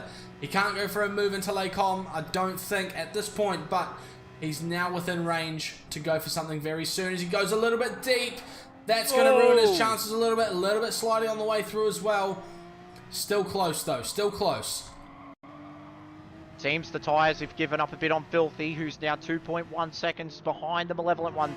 Malevolent One's tyres looking very rosy indeed, and is starting to chomp away time He's at the hit mall. that strategy very well here, hasn't he? Yeah, the gap has dropped from 3.2 seconds 2 laps ago to 1.6 as Moff gets airborne. Was that over the What a bollard bit there, of was driving it? there. Yes, that's correct. So I did a little bit of Super Mario Brothers action there as they come through Puhon now. But I'll tell you what, all credit goes to Shinobi for tonight's race. He's absolutely blitzed it, starting from last on the grid after missing Group A. And he has just gone from last to first and just took full control of this race. He's done an absolutely fantastic job, and this will be bulk points for racing cars like Legends. We'll come back to Shinobi very shortly. Pruski is now only 6/10 ahead of Dadson. Dadson's going to have to think about something into the bus stop chicane, and it's going to be timed very poorly when it comes to the finishing of Shinobi and Pruski and Dadson battling back here. We have a look now. Coming through the bus stop chicane, Shinobi is going to cross the line in P1 here. A fantastic drive in the chill out car. Very well done. We look back. Dadson's gone for a move. There's a lot going on back here, but he's not quite going to get through. Pruski's got his hips nice and wide for him there, and he can't quite get through. So Pruski P2, Dadson P3, Moffin P4, a fantastic result. Malevolent One P5, Filthy P6, great drive from him there. And through the bus stop comes Debrev after an early spin as well. A fantastic drive from him to recover such a good result. Magnet down in P8, he's got a penalty there as well. He's going to hope to not spin it as he comes across towards the line here. Burns it on the way through. P8 for him, he won't be happy with that result tonight. Killer on the loose in P9. The Red Mist car first across the line out of the pairing. Womble and P10 in the sister Red Mist car. The Lotus style livery comes through the bus stop chicane for the final time. The P10. Kazi 1 and P11 will just about make it home. We get some beautiful airtime here for the Gamesman Deeds entry, of course. Yep, love a bit of that. Nothing better, really. Through the bus stop, how good does that look? Yeah, but word on the street, there will be an update on that next week. Okay, livery changes. We love to see it. Brilliant stuff from the team. So we will have to wait out that that timer for the guys on track. We'll jump back to the slideshow screen for now to keep you guys interested. So, a fantastic result for a lot of drivers. An amazing drive for Shinobi. I've seen a couple of driver of the days for him already. I think it's going to be between him and Moff here. Look at this. Here we go. Yeah. I've got Moff, Shinobi, Moff, Shinobi, Shinobi, Moff, Moff. Wow. It's about as even as it gets. Yeah, this is going to be tight. Who are you going to give your driver of the day to, Adam? Because this is probably one of the hardest ones we've ever had to do. Well, look, I know Shinobi's had a fantastic drive, but let's put it into perspective here. He is a Group A driver who missed his race last week, so of course he's going to have a little bit of an edge over these guys here. Going from last to first is no easy task, but in a race this long, it's certainly possible. So I think it's a fantastic drive from Shinobi, but I have to give it, well, actually, I'd even go as far as to say Dadson deserves a shout at driver of the day as well over Moff potentially. Moff, I'm gonna give it to Moff, but I think honourable mention Dadson and Pruski as well. Dadson, of course, for his fantastic recovery after his early spin, and Pruski for his defensive masterclass. We saw it all race. He picked his moments to defend and to let people through, and I think he did a really good job there. So really well done to him. I don't know who to vote for, to be honest. There's like, you've got 5 drivers there you could vote for. It's just phenomenal. They've all put in fantastic performances. You got Shinobi, of course, who just went from first to last within the space of 6 laps. Pruski for his absolutely fantastic pace and the defensive battle that he put on. I'm going to let chat decide mine for me because, yeah, I can't figure this one out. So, guys in chat, we're starting to see the votes for Dadson as well. Yeah, I think Dadson's a good one to vote for there as well. Don't be a Karen and just vote for someone, will you? There it is. That's good. Alright, I'm going to vote for... The Moff, good man. There it is. Well, there it is, the Moff. Well done. There we go. So, there's your scores on the board there, Oh, wow. guys. Dadson in P... Dadson yeah, P1 on your something's screen not quite right here, I don't think.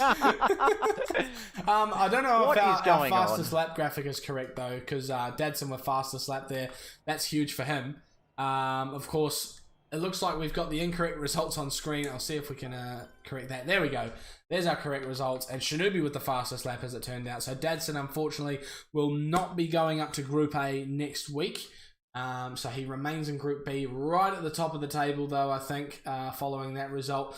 Great battle with Pruski there. Shinobi P1, he'll be returning back to Group A as soon as he gets the opportunity. Braddle's off the fence, Brent. Yep, no, fair enough.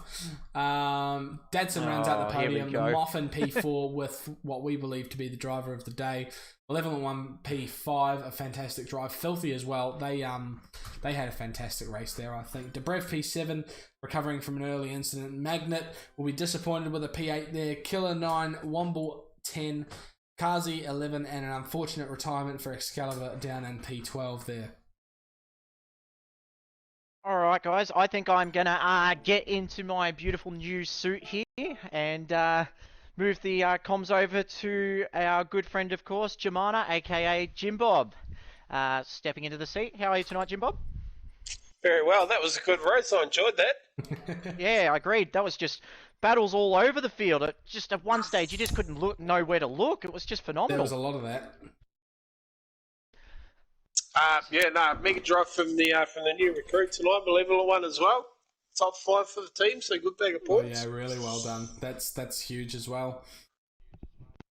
Brilliant stuff. He was on fire this week. He'd done a couple of other league races this week, and he had strong results. So he was keen, and he was hoping for a good result, and he got one. So good on him. Well done.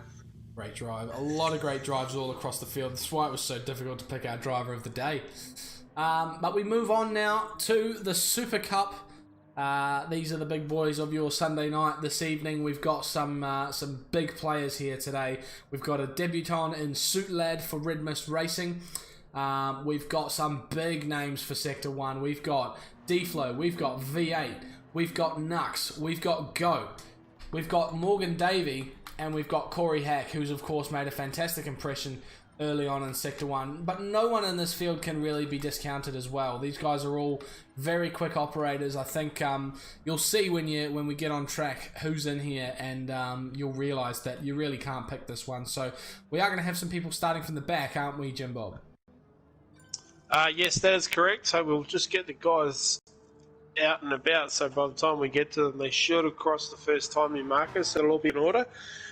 D-Flow will be starting from P13 tonight, and Morgan Davey will be starting P14 for Deeds Racing. V8 is back tonight. He is jumped back in the seat to replace Ghost, who has moved away from Sector 1. And we also have, as you guys mentioned earlier, Suit Lad in his debut race, Sector 1 in the Red Myth Racing Green Beacon Porsche. Tough group to start your first race in, though. Oh yeah, I bet it is. But he's, I'm sure he's got the guns to do it. Speaking of guns, V8 Falcon, or Troy, as we know. We won't be getting any memes out tonight, hopefully, but he is out on track at the moment, taking it away for Ragged Edge, so stepping in as a permanent replacement for Ghost, who has a long history in Sector 1, so big shoes to fill, of course, here at Spa. And he has been mega quick in practice as well as the big man. Troy's always quick. Very underrated driver, Troy. You never really see the results from him, and that's why the memes have come about, of course. But if there's one man you want to set up for a one-lap quali, it's this guy. So I think we're going to see him qualify very near to the front, if not at the front tonight. And hopefully he can put the whole race together and get himself a fantastic result, and a result that he deserves, because I think it's a long time coming. Absolutely. So Nux in P2, another one of the Lucky's Lawn Care cars. Or is this Racing Car Like Legends? No, that's Lucky's. That's Lucky's, okay.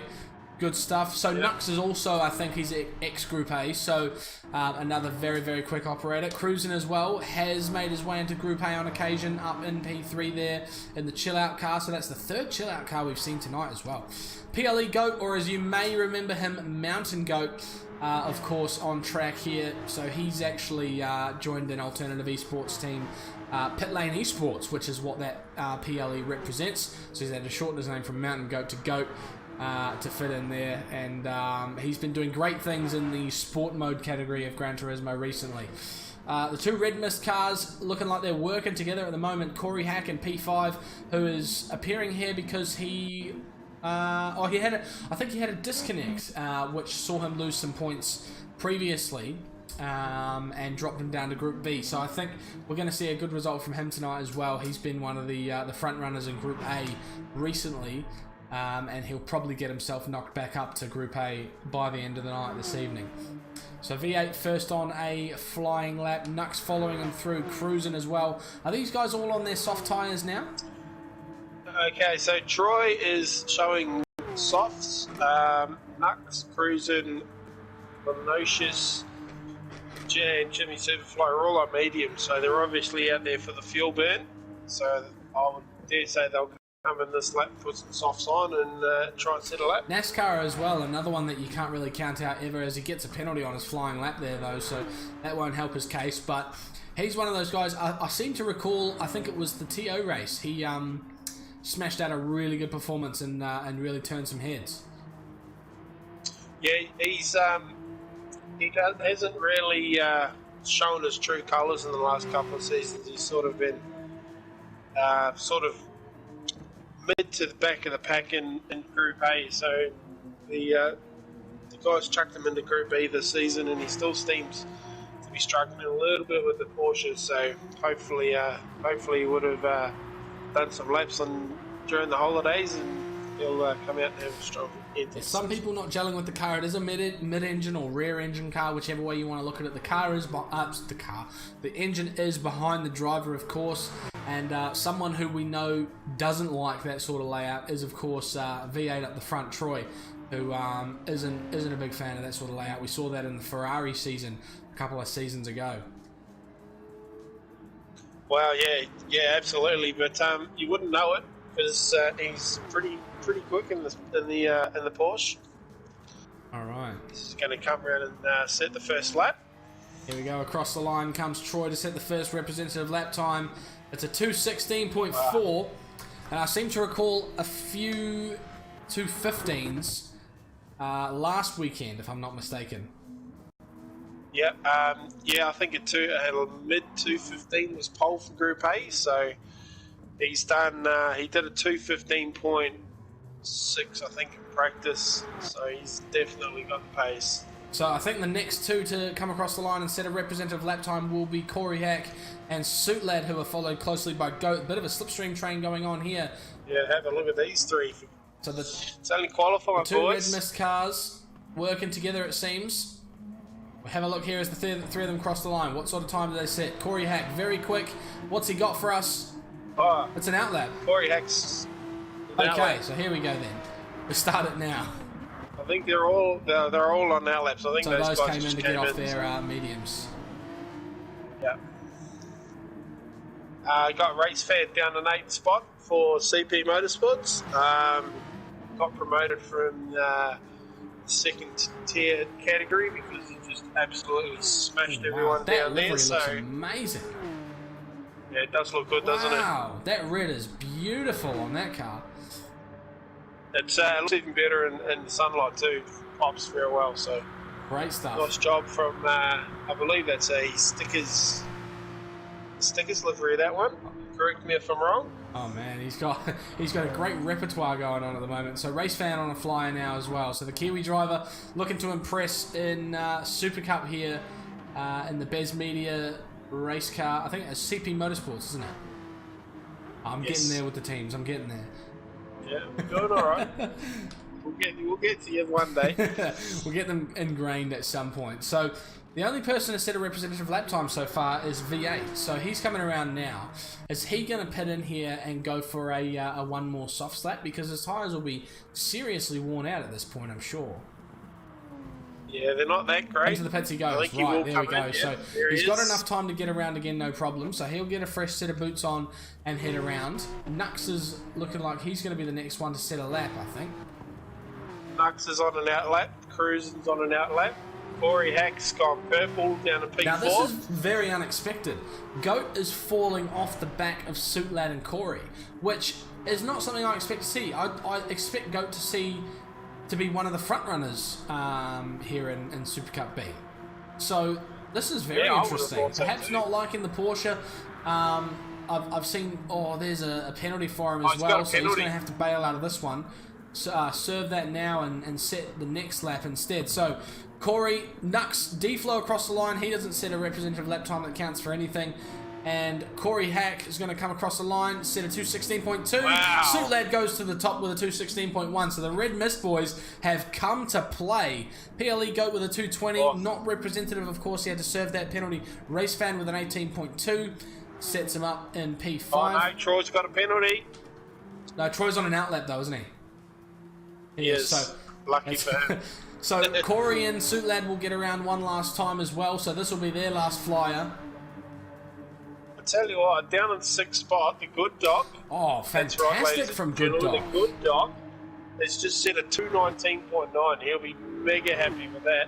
He's currently got himself into P6 ahead of the Goat, crucially, who I think will potentially set a faster lap time next time around. So Nux, Cruiser and Lenosis and Jimmy Superfly yet to set a representative lap time.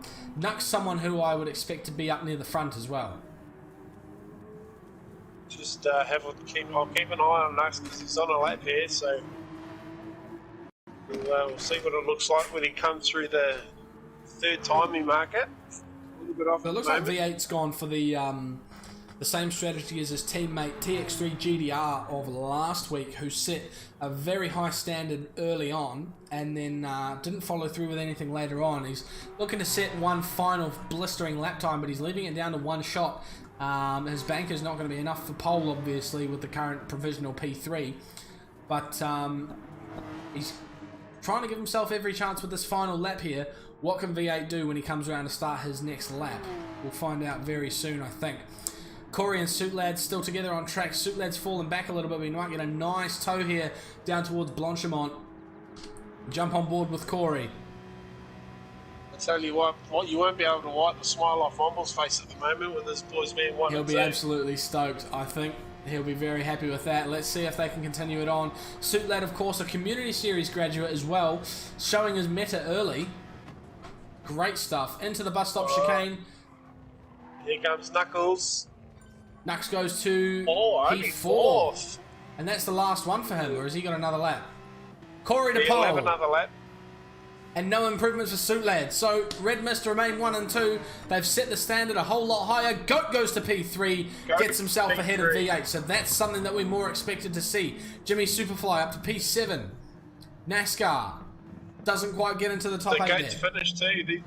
These guys are finished Yep, now. they're all finishing up. I think Corey is on a flyer again, so they've managed to get around and go for another one, Suit Lad and Corey. But Troy's purple at the first sector. here we go. This could be it. This could be the pole lap. Is he the only one on track on a flyer at the moment? I think there's like 5 of them. Corey Hack is on a lap, but he's 2 tenths down. I think Suit Lad's on a lap as well. Well, V8's on the freshest tyres out of the lot. He's just come off an out lap with fresh softs, and Corey's just set himself a flying lap, so he's 2 laps deep on his current softs. So currently, the person with the best chance of setting a faster lap is V8. Can he keep it together for the whole lap? We don't want to set any commentator's curse on him, but we're going to ride on board with him as he heads through Puon. What can the Auto 1 car do? Couldn't do enough for pole last week. He's got nearly 4 tenths to make up to get pole. Yep, so you said he was purple through Sector 1, didn't you? Yes, So I how did. far up was he? 2 tenths? I think it was about 2.5 So he's got tenths. himself a bit of a buffer there, so that could come in very handy. What was the Boys. split there? He's lost time there. He's not quite purple. He's 2nd place at the moment. Provisional. Alright, heading up to Blanchimont. This could be it.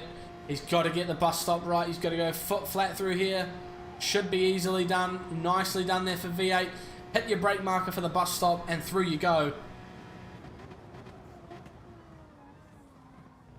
To the right, into the left.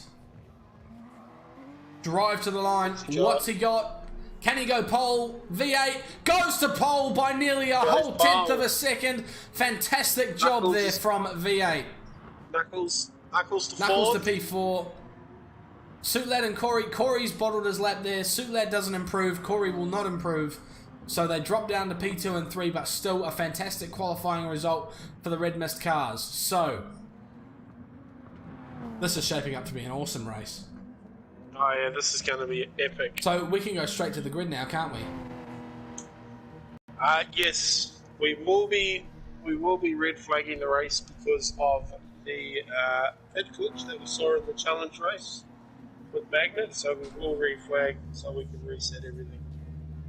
Okay. Just down here at the pits, by the way, boys. First of all, I've been doing a bit of digging about Jim Bob's question in regards to Race Fans livery, and I have heard it was actually Shaneski that did Race Fans car, and that's been confirmed by stickers. So, Wow, my apologies. no, the fantastic job by Shaneski there. Second thing of all, just a little bit of quick housekeeping as well. The guy that can move up to Group A tonight in the Super Cup here is Knuckles. But he will need fastest lap and the race win now because you get a point for pole, point for fastest lap. He's just lost that little bit of a cushion that he could have had if he got pole. And last but not least, Red Mist Racing come to play in qualifying. Just found out there, Womble and he's just let a little bit slip that Corey and Suitlab have been practicing quite a bit together at the moment, and they've been very, very similar in their terms of their race pace. So keep your eyes on those two boys at the moment. Alright, so we'll get these guys red flagged back to the pits to restart the race. But in the meantime, yeah, a decent amount of housekeeping for these guys. It's going to be, there's a lot to think about. So Nux, of course, with a chance of going up, but he's got to have the race of his life now after qualifying down in P4. And he's going to have his work cut out for him with Corey and, of course, V8 ahead of him, who have set some fantastic pace early on. Suitlad as well. I think that's the big surprise of the night. A fantastic qualifying session for him. He was, of course, towed to his time by Corey, but I don't think that takes away from the lap itself at all. He's obviously managed to make it work and get it done, because the dirty air is something you have to consider as well. So a fantastic bit of teamwork there from the two Red Mist cars, which is something that we love to see here at Sector 1.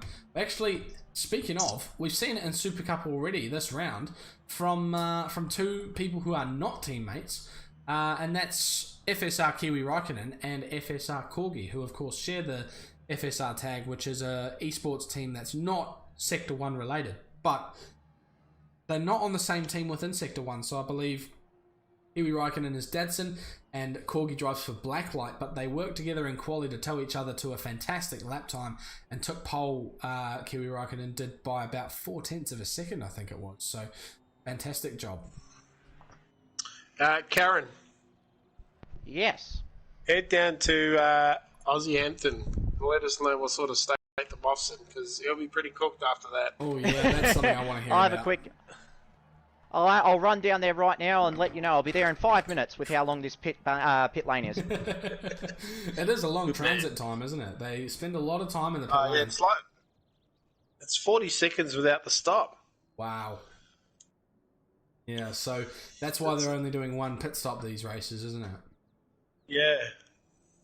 All right. So, what are we working on at the moment? Have we got the guys ready to rock and roll? Yeah. So we're just going to set the grid. Yeah, cool. So a little bit of housekeeping in the meantime, or admin work rather.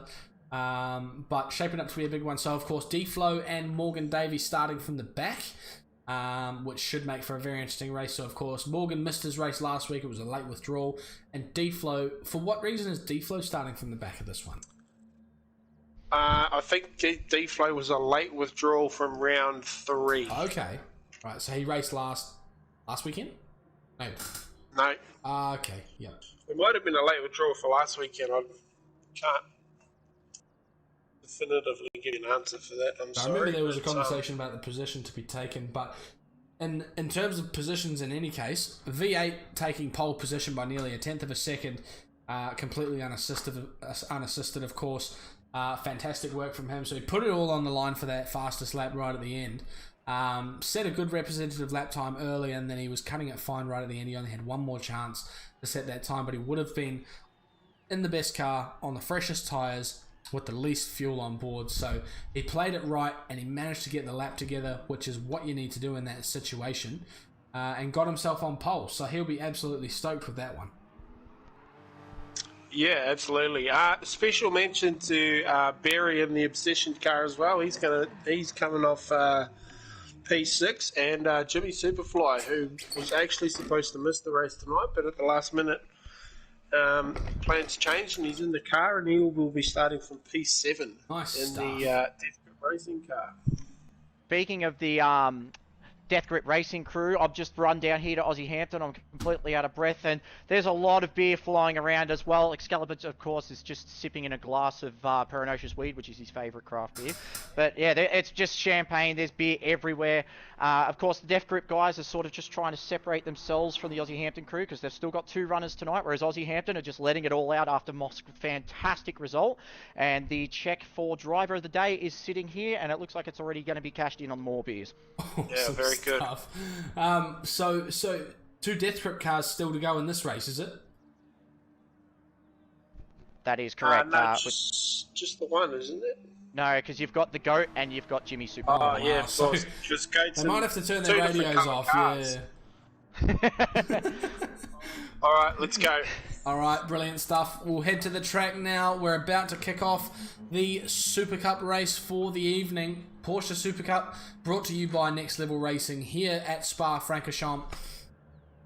Here we go. It's going to be a fantastic night of racing. So we got 2 Group A mainstays starting at the very back of the field. We've got V8 starting on pole, Corey P2 and Suitlad also for Red Mist, locking out that podium with his teammate Corey Hack there. Nux P4, who needs the win and fastest lap to get himself promoted to Group A. So there's a lot on the line for a lot of these drivers. So this should make for a fantastic race. We'll keep an eye on D-Flow and Morgan from the back of the pack as well. So on board now, we're on board with the Red Mist car as the lights go green. The drivers are away. A fantastic start for V8 there. He's absolutely got the jump on everyone here. Up the inside for PLE. Goat there. Goes past Suit Lad there. 3 wide for P5 there at the back. As they sort themselves out, like Lenosis has dropped back. Corey manages to keep himself up in P2, but his teammate has fallen back to P5 here, or P4 rather, as they come through Rouge and Radion for the first time. Yeah, nice work from the guys down the back. Lenosis and Race Fan very wide there too. That might come with an invoice. Might have been a little bit of contact on the way through. Goat now all over the back of Corey. Is he going to go for a move? No, he doesn't. Race Fan got the penalty. The Race Fan will have served that on the back straight, has he? Yes, that's correct. Okay, so Morgan now up to P10 after that sequence there. D-Flow P12. So looking alright for these guys. Race Fan, of course, has dropped down to P14 now, so unfortunate for him there, but he'll keep his head on. Goat's managed to make his way up to second. Oh, he's got past Corey there. Yep. And Knuckles has gotten past Suit Lad as well, so... A lot of chopping and changing there after the chicanes at the end of the straight. So Knucks into P4, so he's back where he started now. And Goat's got himself up into a fantastic position here. But does he have the pace to catch V8 now? Well, that's the thing. Barry's lost a few spots. He's down to 8th now. Davey and D-Flow. Davey's made his way up to 10th from the back, and D-Flow to 11th from 13th. So a couple of spots already for those guys. It's looking feisty, very feisty. They're all within slipstream range here from P2 to P7. Cruising, of course, right at the back as well. Someone who we used to know as... Shannon? Maverick. Maverick. So, someone who's not afraid to go for a bit of a send. Jimmy Superfly up the inside. Lenosis back in the background as well. Looking for something to go on there. And Superfly up to P5 now. I tell you what, a 219 flat on an opening lap too, that's crazy. We look back from Goat now on board as they head through La Source. This is high stakes for these guys. All within slipstream range. Is Corey going to be close enough to go for a move? That is the question. We've got an action replay for you here of Goat's start. Off the line, comes from P5. Up the inside of 2 drivers there.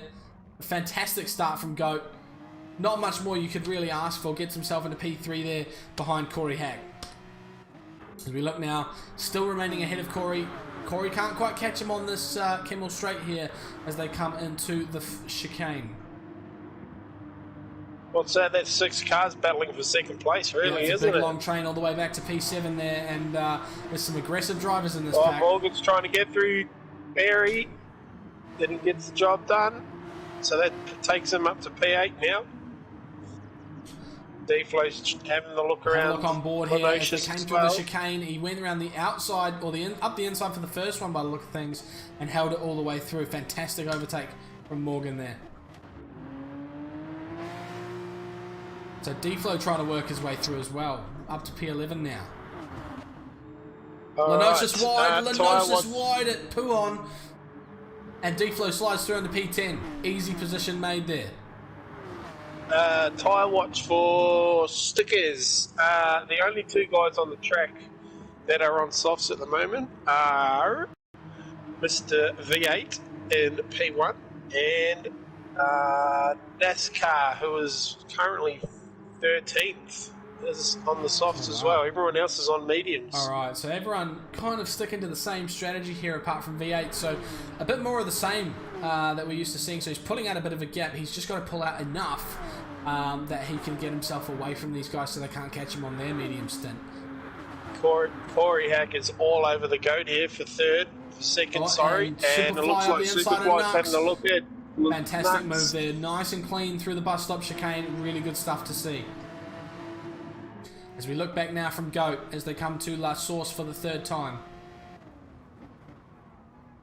So this is all about for these guys maintaining their pace, working together, and keeping their times down for laps, and not letting V8 get too far away, because they're going to have to work it once they get onto those soft tyres and push to catch him once they get through there. He's already 4 seconds up the road too. Yeah, he's looking very good. He's in a weak last source, Rouge and Ready on there rather. This Goat's delta to him is coming down a bit, and Corey looks like he might go for the move here. Is he going to go for the fuel save? No, he goes for the bump draft even. Ooh, bump so he had 3 options there. Oh. 3 things that he could have done. He could have gone for the pass, he could have lifted off the gas and saved fuel, or he could bump draft Goat and make him go faster. So, looks like he's gone for option 3 there. Goat gave him the flashes too to say thank you very much. So maybe that's an indication that these two might be actually working together. A little bit of non-radio communication. Wouldn't that be ironic? Yeah, it's quite interesting. Wouldn't that be ironic from Death Grip Racing and Red Mist Racing? Not something you see too often, is it? It's two up at the end of the sticks. The Supercup and the Challenge is 2 completely different dynamics, which shows. But it's not the first time this has happened either, and not too different as well. I had a very similar situation when I was driving that very red mist coloured car in the BMW series at Sardinia. Me and Goat were in a very similar situation. A lot of bump drafting and working together, which got us to the front 2 positions on the last lap, which was fantastic. But a little bit of a role reversal here for the 2 drivers, but the same 2 cars again going at it. So Goat might be having a bit of flashbacks here. Yeah, it could but be. They're both making the right decisions at the moment, working together to try to keep that gap down. It's out to 4 seconds already. That's on lap 3. Yeah. Unsurprising, we do expect the soft tyres to be considerably faster. The real question is what will happen once these guys go onto the softs. Will they continue to work together, or will they slow each other down? But looking like they're keeping their sensible heads on at the moment. Just down here at the pits too, guys, and I've just had a look at the Death Grip and the Red Mist camps, and they're both a bit confused because there's been a lot of tension in the air, as you know, with the 2 TOs at loggerheads on the track and off it, and to see these 2 teams working together right now, it's a bit confusing for them. They don't know what to do, so just keep your eyes on this one, because there may be handshakes, there may be beer spilt, there may be, who knows. Well, we can confirm the Death Grip radio is off, so he's not getting any team orders from his team, given the drunken stupor we heard that they were in following the previous race. And it looks like they've been paying attention to the commentary as well, because Corey's gone up the inside here. Goat's let him through, so he's played the team game a little bit here, but Corey's gone for the move because he thinks he's faster here now. Just looking at the chat, Corey and his TA will be having very strong words once the race is finished. So well, I can only imagine that's going to be bad news. Yeah, it could be very interesting, but I think they're making the smart choice here as well. And even if there's a level of rivalry there, it's still, of course, in Corey's best interest, essentially, to work with a driver who's on similar pace to him to catch someone else. So it looks like he's worked with him only as long as he benefits himself. And now he's gone for the move to get past because he thinks, oh no, I'm faster than you, so I'm gonna take over here now. So I don't think that's the end of their teamwork, but we'll see what happens with them from now on. We're looking at Jimmy Superfly and P4 now, leading a pack of 5. This is looking very interesting. Yeah, that's a great little battle pack, and that Morgan's one, isn't it? in here as well. Got himself into P7. And we know that he's not afraid to go for an attack. Then we've got Cruisin'. He's just in the back of that pack. D-Flow's not too far behind as well. So D-Flow kind of on the same path as Morgan here, trying to work his way up the field, but not quite making as much progress as the Deeds driver. What do we think could be attributing to that? Morgan is very aggressive when he's starting back at the pack. He makes up a lot of time at the beginning of his stints We're seeing as well. it now as well as they go 2x2 into the bus stop chicane. Round the outside of Sutlad. Look at that. Nux round the outside of Jimmy Superfly as well. That was fantastic racing from all involved. That's amazing. That's what we come to Sector 1 to see. Sutlad's not done though. He's coming back. He's going to have a look up the inside. He doesn't want to give this up. He tucks back in. Gives it away. Through they go. So now they can get a nice long bump train down the main straight here. It's probably wise following Morgan through the pack. It's not a silly idea. We're having a look at Goat and Corey Hack again now up the front. Let's see what Goat does. It looks like he's pushing Corey along. Corey a little bit slow through Rouge and Ratty on there, but they're still working together. No overtake being made by the Goat. We jump back to the main pack here. Morgan looking to the outside of Jimmy Oh. and Nux Oh, looking to the Supercup. inside. They're 3 wide on the way into the chicane, and Morgan goes around the outside wow. of both of them. Wowee, that is a fantastic move from Morgan. They're still going at it, There and comes Nux Suitlad as well. has got himself by Jimmy and Suitlad, and oh wow, and Cruisin'. They're going to go 3 3 wide wide. into the next corner. The right-hander. They finally Wow. settle back down. Morgan's got himself exactly where he wants to be now as well. Oh, Jimmy Superfly's real loose coming out of there. Suitlad and Cruisin' are side by side. He's got the inside now. Jimmy's going to hold the outside at Puon, and he just tucks it back in. They all slot in line astern again. Fantastic racing from these guys. Love to see it. Do we have an update on fuel for these guys? Yeah, we do. we're just starting at the top. V8's got 2/3 of a tank. Corey Hack's actually done a really good job. He's just under 3/4 of a tank. Tyres are all about the same for the top 2. Goat's on the same fuel as Corey Hack, so he's done a good job as well. His rear tyres are a little bit more worn than Corey's. Morgan, as you would expect, being in a Deeds car, the fuel mileage is atrocious. He's got Side by just side over half through the there. tank Blanchard already. as well. Someone's off. Jimmy Superfly into the dirt. Sorry to cut across you there, man. No, you're right. Tyres all right for Morgan. Yep. We've got next here's Knuckles. He's medium's pretty good, and he's got 2/3 of a tank.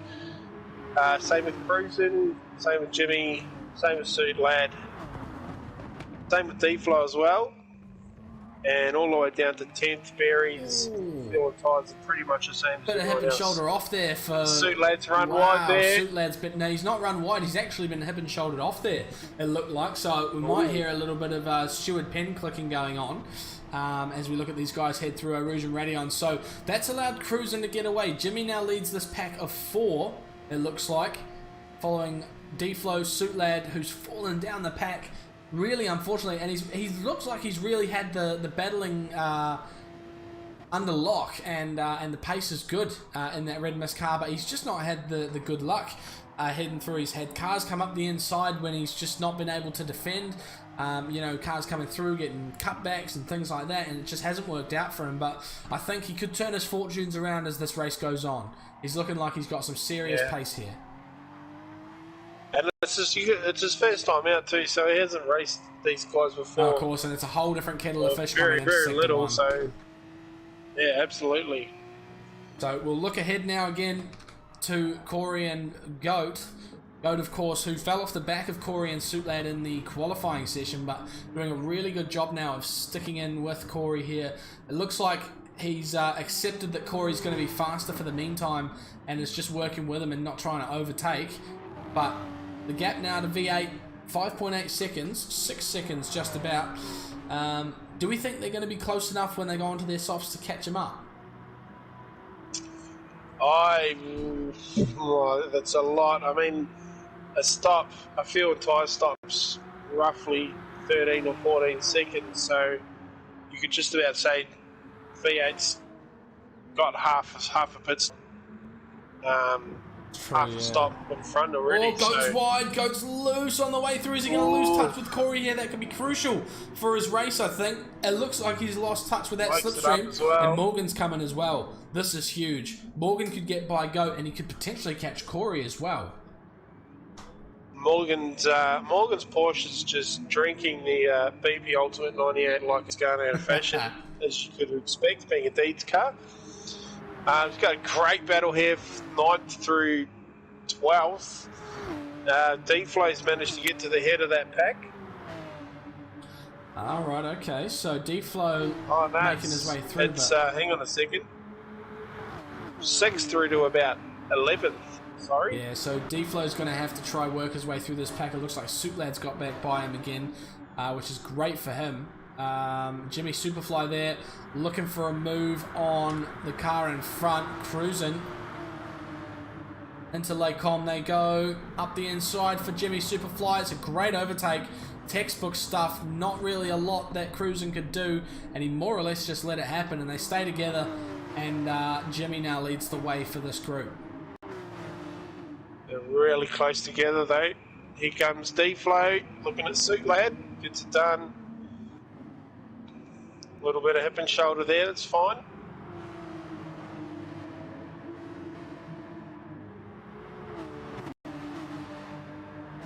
This battle pack is not going to take anything lying down, are they?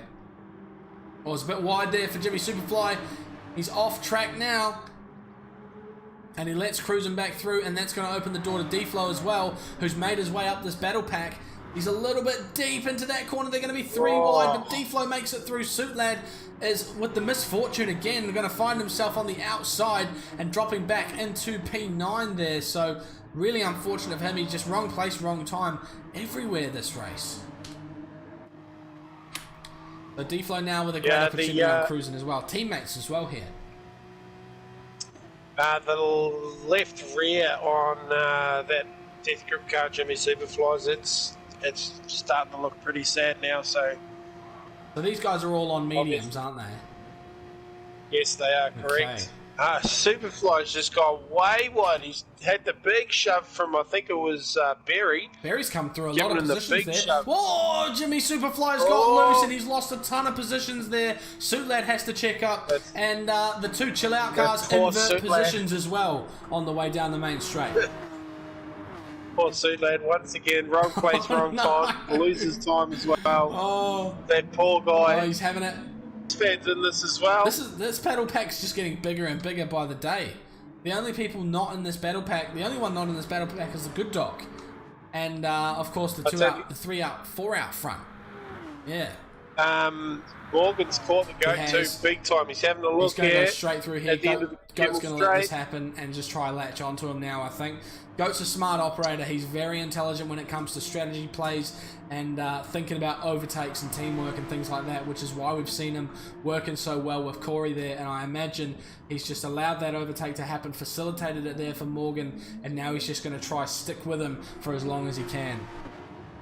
So Morgan's on just over a quarter of a tank, and the left-hand side of that car is looking a little bit second-hand tyre-wise, but that hasn't stopped him going purple by nearly 6/10 of a second through the first sector. I think Morgan really likes this car. We saw him with his victory at Big Willow in Group A in round 2. Did a fantastic job. Did a balls-out strategy and absolutely blew the field away, taking on TX3 GDR in the final stages for the win. And I think he's established himself as a king of worn tyres in Sector 1. He loves a low traction situation. He'll go onto his softs earlier than everyone else. You can just about guarantee it. It might even be this lap that he goes in for his softs and tries to make them last all the way to the end, because if there's anyone that can last on them for the whole second stint and an extended second stint, it's Morgan. He's got a background in drifting. He loves a bit of low traction action, so I think we might see him pit early here. Or he goes through the bus stop. Morgan not into the pits this time around. Goat's looking very loose. Gets real loose on the exit of the bus stop. To answer your question, Stickers, fuel watch for Knuckles. He's pitting. Max comes in with 40 litres on board, same as D-Flow. I don't have to answer that. Corey Hack in P2, he has about 45 litres of fuel left on board, so he's doing a brilliant job of fuel saving. Got no one around him either, so he's doing it all on his own, and that's fantastic. Morgan's done a fantastic job here to catch him, though. I think this cannot be overstated. Morgan is, you know, he's showing that he is undoubtedly one of the best drivers Sector 1 has ever seen. He's got quarter of a tank less fuel than what Corey Hack does, though, so he's definitely using. Yep. So he's opted for a full push strategy by the sound of things, which a lot of the time is the best way to go, but it only works for certain people, and Morgan is most certainly one of those people. I'm a big fan personally of look after the car and the car will look after you. I'm happy to sacrifice a bit of pace here and there to make sure I have a fuel advantage and a tyre advantage when it matters, but Morgan has gone from dead last to P3 and chasing down P2 and the leader of the medium tyres, all on the first stint. He's got a whole stint to go and he's about to switch to the fresh tyres, which he loves, of course. So I think this could just about be Morgan's race to lose here. Don't count out V8, of course, though. He's now 5.9 seconds ahead. The gap is starting to stagnate because the medium tyres are coming into their own a little bit. The gap's actually coming down now. Troy will probably pit this lap, I reckon. The tyres on the left-hand side of that car, they're pretty bad. The front tyres are nearly half worn out, so he's starting to struggle a bit. He's done an 18.6 on the last lap, and Corey Hack did an 18.6 as well. Morgan Davey on the last lap, however, did a 17.3. Yeah, the gap is stagnating quite a lot. This is that sweet spot now where the soft tyres and the medium tyres equalise because the wear has equalised them on pace. And they're all coming in now. Corey's in, Morgan's in. Do they get that pit injury right? It can be quite difficult at the best of times. So they're all in at the top. And the best fuel load is Corey and Goat. Just in the pits here, boys, and there is calculators flying around everywhere at the moment, especially at Ragged Edge, who are on the different strategy tyre-wise. And as we saw last week with Brocky and TX3 on the different tyre style, Brocky was able to catch down from 4 seconds and pass TX3, so it's not over just yet for the likes of Corey, Goat, and Mr. Morgan Davey. Yeah, I think V8's done exactly what he needed to do, though. He's got on the soft tyres and got away and had a good solid first stint in clear air. Nux comes through. I think he was one of the first to pit earlier on. And Good Dog goes around again as well, so he goes into the lead temporarily as V8 exits the pits now in P1. Corey in P3 exits just behind Good Dog now. He's going to get past Good Dog as quick as he can because Good Dog's on worn medium tyres and Corey is on fresh soft, so this could be very dangerous for him. Morgan Davey has dropped behind Goat as well. That fuel has really hurt him. Yeah, it has. He's nearly... He must have put 85 litres in that car, I reckon, and Troy's put 75 litres. Well, he's filled up to 75 litres, and Corey Hack filled up to about 73. Here's the question, does Nux go for a move here? No, he sits behind. So, in terms of fuel, it looks like Morgan's decided to take his medicine now, and he's going to get onto his full pace laps immediately on these soft tyres and go full push all the way to the end, whereas the other guys are going to have to think about saving a little bit. That's right. Nux pitted a lap earlier than what these guys have as well, so he's already got a little bit of wear on those soft tyres. Yeah, so I think he's got the Goat mentality on here as well, and he's going to just try to sit behind Morgan and pull as much pace as he can. Oh, Corey! Just give him the Good Dog the big hurry up. Yeah, he's going to have a lot more pace right now. Doesn't have to move over either. No, of course not. He's fully entitled to stay where he is, but Corey absolutely needs to work that position, which he's done now. He's got himself through, and now Goat's going to be the one that's going to get held up here. So this is absolutely the worst circumstance to be in for Goat, as Good Dog gets offline there. A little bit of a slide, but those worn medium tyres are going to be a lot slower than the fresh softs right now. So we'll see if he holds up Morgan at all. I don't think he will. It looks like Good Dog will be coming in this lap, I imagine. Yeah, I reckon he will come in this lap just to get out of everyone's way. Crucial update I think we need to look at. The gap to V8 is now down to 4 seconds. It was nearly 6 at the pit stop. Of course, the fuel change has made a difference there as well, so that would have caught them up some time, but 4 seconds is now the gap. Corey's on an absolute mission here. Corey needs to be careful here too, as well as the Goat. Goat's now in range as well, so he's in a great spot. They could work together again now. Goat's only got half a tank of fuel on board, so he might be a little bit fuel compromised towards the end. Well, what he might have to do is get into that slipstream and save a bunch. That's right. I reckon he will have to save a bunch. Troy's still got 3/4 of the tank on board, so he will be able to push as hard as he can on those mediums. Corey Hack's down to 2/3 of the tank with the brand new soft tyres. It's important for Corey now to just try and get into a rhythm, because I don't think the Goat will put any pressure on him. He just needs to get into a rhythm and try and save those tyres for as long as he can, so he's got something decent to fight with. Well, it sounds like Goat's severely underfueled here, because V8's on 75, and I'm sure he was mode push all the way through that first stint, and Morgan of course put in 85, Corey on 66 or so, 2/3 of a tank like you say. If Goat's really on half a tank, I think he's going to run into some serious problems at the end of this one. I reckon you might be right. Well, I think the boys down Death Grip might have pinched the fuel calculator from Deeds, which is probably the worst fuel calculator you could pinch. But anyway, well, Morgan's got his calculations somewhere else because he's absolutely smashed it. He's put in a full push load of fuel, so he's not going to have to worry about that all the way to the end now. No, that's right. Jimmy Superfly down in 10th spot, just for comparison to Death Grip. He's got about 70 litres of fuel on board, so maybe the goat knows something that we don't. Maybe he's going to be a little bit out of sequence, so we'll see what he does. It might have genuinely been a strategy call where he just wanted to get in the slipstream and save fuel there, and just get himself a little bit of extra time in the pit stop, which can be a functional strategy, but he's just outside of reach at the moment, and it's not really helping his case. 3.2 now the gap to V8. The gap's come down by 0.8 of a second this lap. So they are catching, but they're not catching particularly fast. There's a lot of work to do for these guys. V8, of course, will be sweating bullets right now. He knows it's a case of when and not if, but it's really going to be a case of they'll catch him if they do catch him, and their tyres are going to be shot. And V8s are still going to be in much, much better condition with those mediums lasting a lot longer. So it's going to be even Stevens once these guys do catch V8, if they catch him at all. So we're down at P11 now for CP Watch. Race Fan has he's got half a tank of fuel on board, so he pitted lap 10. I think he pitted, maybe lap 11. So yeah, he's good to go to home now. He's in the World Championship in 10th spot with Jimmy Superfly down there, and he's got Lenotius behind him. I think he might be able to go for a sneaky look here too. Will Race Fan. Maybe. He's 3/10 behind. There's an opportunity here. Jimmy's going to look to the inside to defend, I think.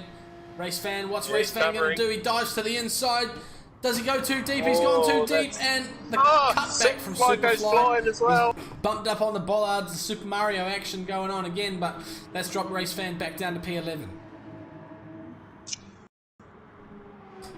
Wow, so Corey Hack's taken massive amount of time out of Troy here. He's 1.5 seconds out of him in this lap alone so far. I think it was 3.2 at the end of the last lap, so it's now down 7/10. So the average at the moment is 8/10 a lap between these guys, which I don't know if it's enough, because that 8/10 is not going to remain the same. It's going to just be less and less every lap. So he's got to keep that up. He's now picked up nearly 1 second a lap, so he's put it together pretty well here, has Corey Hack. He's done a 2:16.7 last lap around, and he's looking to replicate it with something similar again. Goat's now in slipstream range, so Goat's done really well here to catch up to Corey, but I think he's going to have to put it in conserve mode now and stick behind. Yeah, absolutely. Yeah, he's off the gas already. So his fuel saving already is the goat. Morgan's going to be a big worry for these guys soon as well. They're going to have to not mess around with this one. Yeah, absolutely. Morgan's using the fuel on that though. He's nearly got as much fuel as what Troy's got, which is about maybe 55 litres left on board there. Morgan's got about 60, so he's definitely using all the fuel he can in that car. Alright, so if you have just joined us, you are watching the Next Level Racing Super Cup here at Sector 1 Group B. V8 leads the way. He's finished his soft stint early on. He got himself a nice lead and has now switched to the medium tyres, and he is losing time every lap to the drivers behind. Corey Hack leads Goat on the soft tyres here, which we believe Goat has underfueled for this final stint. So he's in a bit of bother at the moment as he gets slidey through that chicane there. Now these guys are going to catch V8 at some point. We don't know when, but we're expecting it to be soon. Goat's just on for the ride with Corey at the moment. Corey is going to dictate how this race plays out right now. It's 1.6 seconds. Morgan in P4 has come all the way from last place up to where he is now. He was mode push for that entire stint. He burned a whole lot more fuel than everyone else, and he put a whole lot extra in, which dropped him back quite a way. But he is now the fastest car on track. He's burning all his fuel, using everything he's got to catch these guys. So the fastest car on track is Morgan Davey in P4. He will catch Goat and Corey Hack before long. The question is, does he catch them before they catch V8 or not? 1.5 seconds now is the gap. Corey is looking at a potential win here over V8 if V8 can't defend the position well enough. Morgan chasing him down now. That fastest lap Morgan did was just did that on the last lap as well. So P12 did a 2:15.6, which is absolutely humming. Yep. Just quickly down here at the pits as well, guys. I've been keeping tabs down here with Obsession Motorsports just on this battle for the top 4. When they came out of the pits, it was roughly 10 seconds between Morgan and V8. It is now down to just under 4 seconds between that top 4. So the guys have really closed up to V8. The medium tyre is really not working at the moment, but this is going to be an absolute spicy. And that was a penalty for Goat there as well that we just missed while we were getting that explained. He's dropped himself behind Morgan, but he's not in too bad of a spot right now. He's still in slipstream range, so it's not too disastrous for the Goat.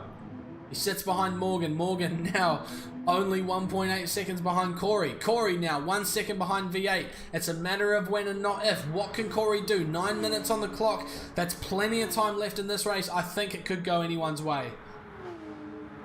So the conglomerate that is Lucky's Lawn Care Racing Cars Like Legends are currently line astern for 5, 6 and 7 with the Knuckles of P5, D4, P6 and Cruise in P7.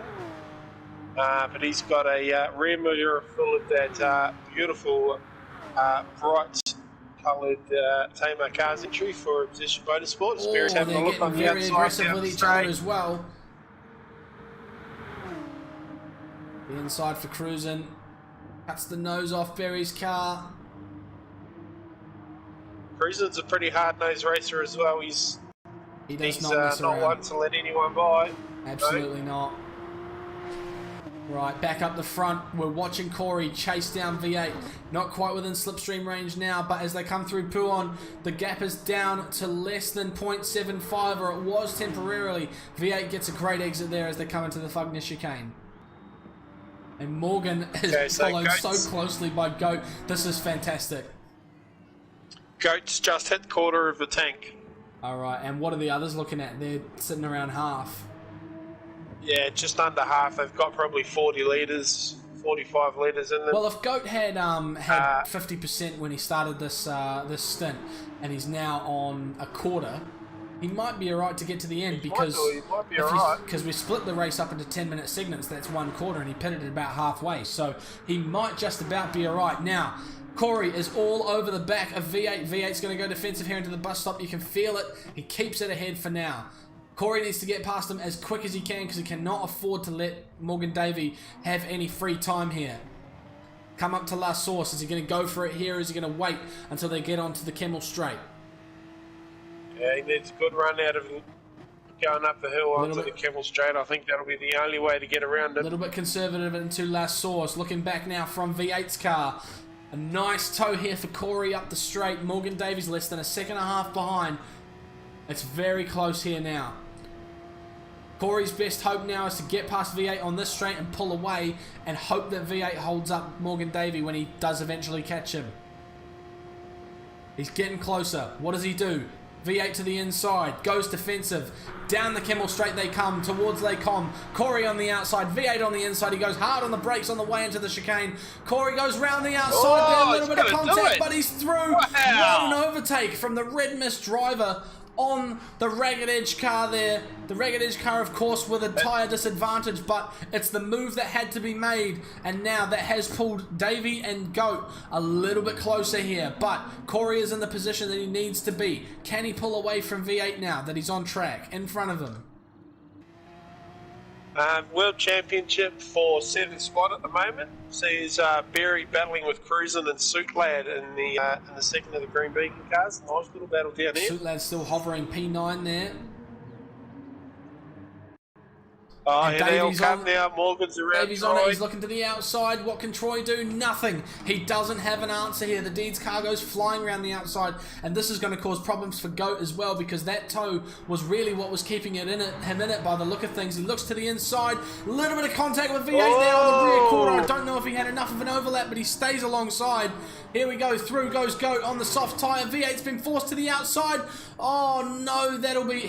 Oh gee, I think he's entitled to feel a little bit hard done by that one, but it was hard racing there from Goat, leaving nothing on the line and possibly leaving himself in question. But As we sit now, 5 minutes on the clock, there's a second between Corey Hack and Morgan Davey here. Red Mist on for the win, but Deeds is right behind him here with Death Grip in P3, potentially, and with a chance still.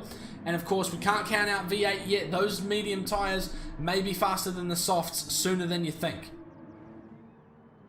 Suitlat's having a real big look at cruising down there for 8 spotters too. He's got the better car than what cruising on the outside. Oh, beautiful stuff. Done. Easy. Wow. What an overtake there. So as we come onto the Camel straight through Eau Rouge and Radion, Morgan is not quite within slipstream range of Corey. He's getting closer though. So, just a bit of a side note here as well with these two guys in particular. They actually have shared quite a bit of time together racing, especially with the Toyota 86 Community Series as well that Corey has graduated from. He was a representative of the Deeds Academy, so-called. But not only that, they've actually tested last season quite a bit together as well. So these two are very familiar with each other. Now this should be a hard, friendly battle between these guys. So we'll expect to see respect on track here, but I'm sure there's going to be no holds barred between these sort of teammates, I suppose you would call them. Corey Hack's got the better car of the two, just quietly. He's looked after the tyres a lot better than Morgan, as you'd expect, Morgan having to come through from so far back. Fuel, however, is pretty much exactly the same. They're a quarter of a tank. They're looking very equal on pace now as well. I that think, gap is very much stagnated here. Yeah. I think the GOAT might hit the light this lap too, so he is in big trouble. Well, I think the GOAT may have miscalculated his laps too, because you look at the timer, 3 minutes and a quarter left on the clock. This is the part where you start questioning, are we going to get that extra lap or not? And I think these guys are. So GOAT might be in a bit of trouble here. Yeah, I think they will too. Yeah. So it might be 2 laps to go for these guys. Been a fantastic drive from everyone involved so far though. Corey has played the strategy perfectly. Morgan has played to his strengths as well, putting the car in full push mode and using all that fuel. He's done fantastically to get to where he is now. D-Flo's having a big look at Knuckles for 5th spot as well. I believe they're the 2 team owners down there at RCLL and Lucky's Lawn Care as well. Not another team owners rivalry, surely. Oh, this one's very friendly. It's alright. don't worry about that. So again, they come onto the run down to Eau Rouge and Radion between Corey and Morgan. The gap is still 9/10. Morgan can't do anything to get by Corey at this point in time. It looks like Corey's got him matched for pace everywhere on track right now. This could be it for the Red Mist driver. Gap's growing. Morgan might have had to go into a bit of a fuel conserve mode here as well.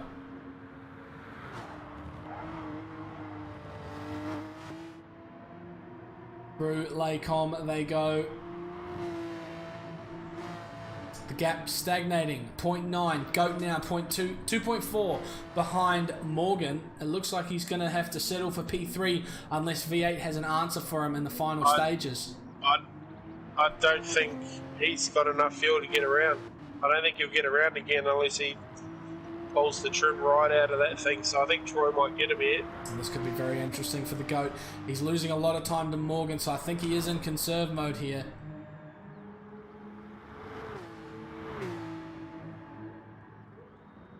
.8. He's not even using half the rev range at the moment. It looks like Morgan might be miscalculating his worn tyres at the moment as well a little bit, because he continues to come into corners, pick up a whole lot of time on Corey for going later on the brakes, and then his exit just isn't quite as good. So if you keep your eye on that delta, it's fluctuating quite a lot, but it's not quite coming down. But Morgan has pulled a 10th out of Corey on this lap. This is getting very close for these guys.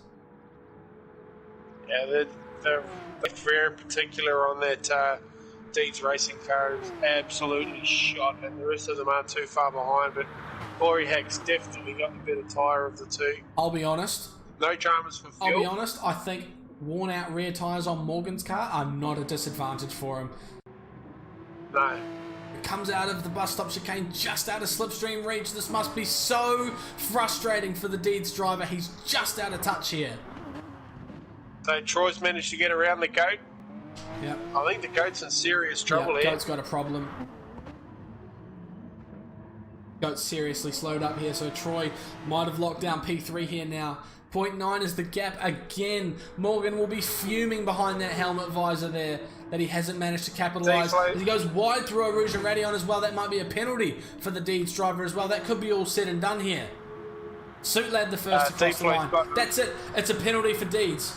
Morgan's got a penalty. It's all over. Corey may have just won this race. D-Flow managed to get around Knuckles, so D-Flow from P13's made his way out to P5, so he'll be real happy with that. He might catch Goat here as well. Look at the gap. It's not that big. He won't catch Goat there. He's pretty low on fuel as well, they both are, but yeah, you're right, he might catch Goat. He's just pulled down nearly a second on that back straight there. It'll be very interesting. 2.5 seconds to the lead now for Morgan. I don't think he's going to be able to do it. He's looking a bit squirrely in the rear end as well, a little bit slidey. V8 comes through X, followed by Goat, followed very closely by D-Flow now. 2 seconds. Nux might get him here as well. Berry down in P7. Doesn't look like he's going to challenge these guys for any of their positions right now. So, Suit Lad finished P8, Cruising P9 quickly. Jimmy Superfly P10. Lenocious 11 for Dadson Racing. Race Fan in 12th. NASCAR 13th. And the Good Doc stepping in again this weekend, finishing 14th. Alright, we'll look at Goat. It's a second to D-Flow now. I think the top three are pretty much said and done here. We'll jump on board with D-Flow now. This is it. They're coming onto the back straight. This is where the power makes the difference. Is Goat in such a conserve mode that he's going to lose it? They're all got pretty much exactly the same amount of fuel, which is bugger all, to be honest. Goat's in, D-Flow's in slipstream range now. He's going to have to send it into the bus stop if he wants that spot, or hope that Goat runs out to the line. Here we go. And we look at the leader. Corey crosses the line in P1 for Red Mist Racing. Davey runs out of fuel over the line there, but manages to get P2. V8 with a P3. Goat comes out of the bus stop just ahead of D-Flow, who loses it on exit. He can't quite get it, and Goat gets to the line just in time on that fuel load. What a race. Berry's... D-Flow ran out. D-Flow had nothing left in that tank at all. Wow. What a race. Barry's celebrating his P7 here. He's absolutely stoked with that one by the look of things. What a race from these guys. What a show it's been tonight. Fantastic stuff as Barry comes across the line. Wow. That was fantastic. Congratulations, Corey Hack and Red Mist Racing. That's awesome. That's a huge victory for Corey. A big confidence booster, of course, as well. His first win in Sector 1 main series and in Supercup as well. That's fantastic for him. So straight back to Group A for him, I think. Yeah, we'll have a quick look here. Just quickly while we're on the run. Don't believe he will be able to make it, unfortunately. Just checking from here. I think he's got a 6-point gap to Knuckles, who was the closest that could go up to Group A. Wow. And Nux down in P6 there, so not quite doing enough to get himself back up there. So, as we have a look at the results here, we've got Corey Hack in P1 with a fantastic result. His first win for Red Mist and his first win in Sector 1 here. A great drive from him. Morgan Davey with a driver of the day performance in P2 from dead last on the grid all the way up to 3 seconds behind Corey. A penalty, of course, putting him back a little bit further off than he probably could have been. And he could have just about held it to a second, but you know, a great drive from him nonetheless. V8 with a great result there in P3. No real errors that we saw of at all. So he's really coming to his own here today at Spa. So a great drive from him.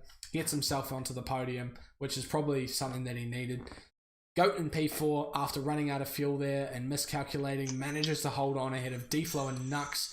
Barry in P7 managed to get onto the fastest on the final lap there. Suit Lad on his debut in P8 with a fantastic start here at Sector 1, qualifying in P3 there at the end of the qualifying session, and just we saw the luck that he had. It was just wrong place, wrong time the entire race, but managed to get himself into P8 ahead of Cruisin', crucially the third of the RCLLCR cars on track. Jimmy Superfly in P10 after a bit of a rough race. He was up and down many times in that battle pack, but unfortunately falling back to P10 there in the end. And Lenosis P11, Race Fan P12, NASCAR P13, and Good Doc in P14 rounds out the field, with Morgan Davey taking the fastest lap with a 2:15.6, which I think was potentially good enough to qualify pole. So I've just done some number crunching here as well, ladies and gentlemen. Just checking out the points. It was Corey's actually 2 points behind Knuckles, so excuse my French. The win tonight would put him, because it's 18 points for a win in Group B, it would put him on 55 points. He would be 3 points shy of making Group A. The one person that will go up next week, actually two, is D-Flow and Morgan, of course missing last week's race. Morgan's currently, as it stands, 6th in the championships, points pending, and D-Flow, he only needed to make up 3 points to get back into Group A, which he's done comfortably. So both of those guys will be back at Largo Maggiore next week. Wow, fantastic stuff. So Corey will have all the toys to play with next weekend or weekend after, I suppose, in Group B, because he's really staked his claim here and solidified himself as one of the best we've got here at Sector 1. And of course Morgan, proven the same, did a fantastic job there to get himself up to where he was. So driver of the day calls, we've got a couple of them in chat here at the moment. So one from Morgan Davey, I think that's absolutely justified. Well done to V8 on the comeback too. Yep, first race back and he gets onto the podium, so you know you can't really argue with that, I don't think. Another amazing race. What a race that was. Great stuff. Driver of the day Corey, driver of the day Troy. So a lot of variation there. I'm going to have to be a little bit biased here and vote for my Red Mist Racing teammate here in Corey Hack. Give him the driver of the day personally. But what do you guys think from that one? I'm going to give mine. I'm going to give mine to Suit Lad today. Oh, very true. He did start a lot further up than what he finished, but first time out in Supercup Group B to finish P8 is pretty good effort. I should be pretty happy with himself for that. Yeah, I think it's definitely a race he can be proud of, and we saw the luck that he had. He was simply in the wrong place at the wrong time through almost no fault of his own, so you know, a fantastic job from him and a great way to start at Sector 1, especially going on to provisional pole straight off the bat. That would have been a great confidence boost for him early on. So really well done to Suit Lad as well. Brent, you got anything for driver of the day this time around? It's hard not to be biased because, well, of course, Morgan's starting last, and he loves those last to first style challenges, but I have given a bit of thought, and there is a lot of caliber of competition up and down the field here, especially in a field as fiercely fought as the Super Cup. And because of that, I'm going to give my driver of the day to a good old rival of mine in V8 to come back off a break, and especially with the guys that can race at that Group A pace, and that's phenomenally difficult to do. He stepped right in and he just looked like he hadn't missed a beat, and his times were just consistent. So V8's going to get my vote for driver of the day tonight. And pole position as well, crucially. So you know he came back screaming into Super Cup here, so I think he can be proud of his performance tonight. He's done very well. Correct. Yeah, and unfortunately for Group B in the Super Cup, he's going to be hanging around for the rest of the season too. So that'll add a little bit of spice to the top 4 or 5. A bit of luck. Yeah, it'll be really good to see more from V8 again, because it's great to have him back driving for Ragged Edge. I think he belongs on that team. He should never be let go of. Corey drove awesome. So did Morgan. I agree. It was a fantastic race from so many drivers, and you know, it's so hard to pick a driver of the day from that because of so many good performances. But we had made our calls. There's been a couple in chat there, so I think the Sector 1 admin will have to pick it apart and find out who they think is the driver of the day based on all the votes. But that is the end of tonight's entertainment here at Sector 1 Sim Racing. I hope you have enjoyed your time here. If you haven't liked the stream already, please do, and help us get to a higher number, get us pushed to more viewers so that they can also enjoy the entertainment that we bring to the table. Subscribe if you haven't already, if you're new to the channel, and make sure you put notifications on, because we are a live stream channel, not a video channel. You need to know when we're live as we're live, so make sure you hit that bell and get those notifications on so that you hear that as soon as we go live. But that is all from us tonight. We'll turn off for now, and we'll see you again, I believe, next week for round number 5.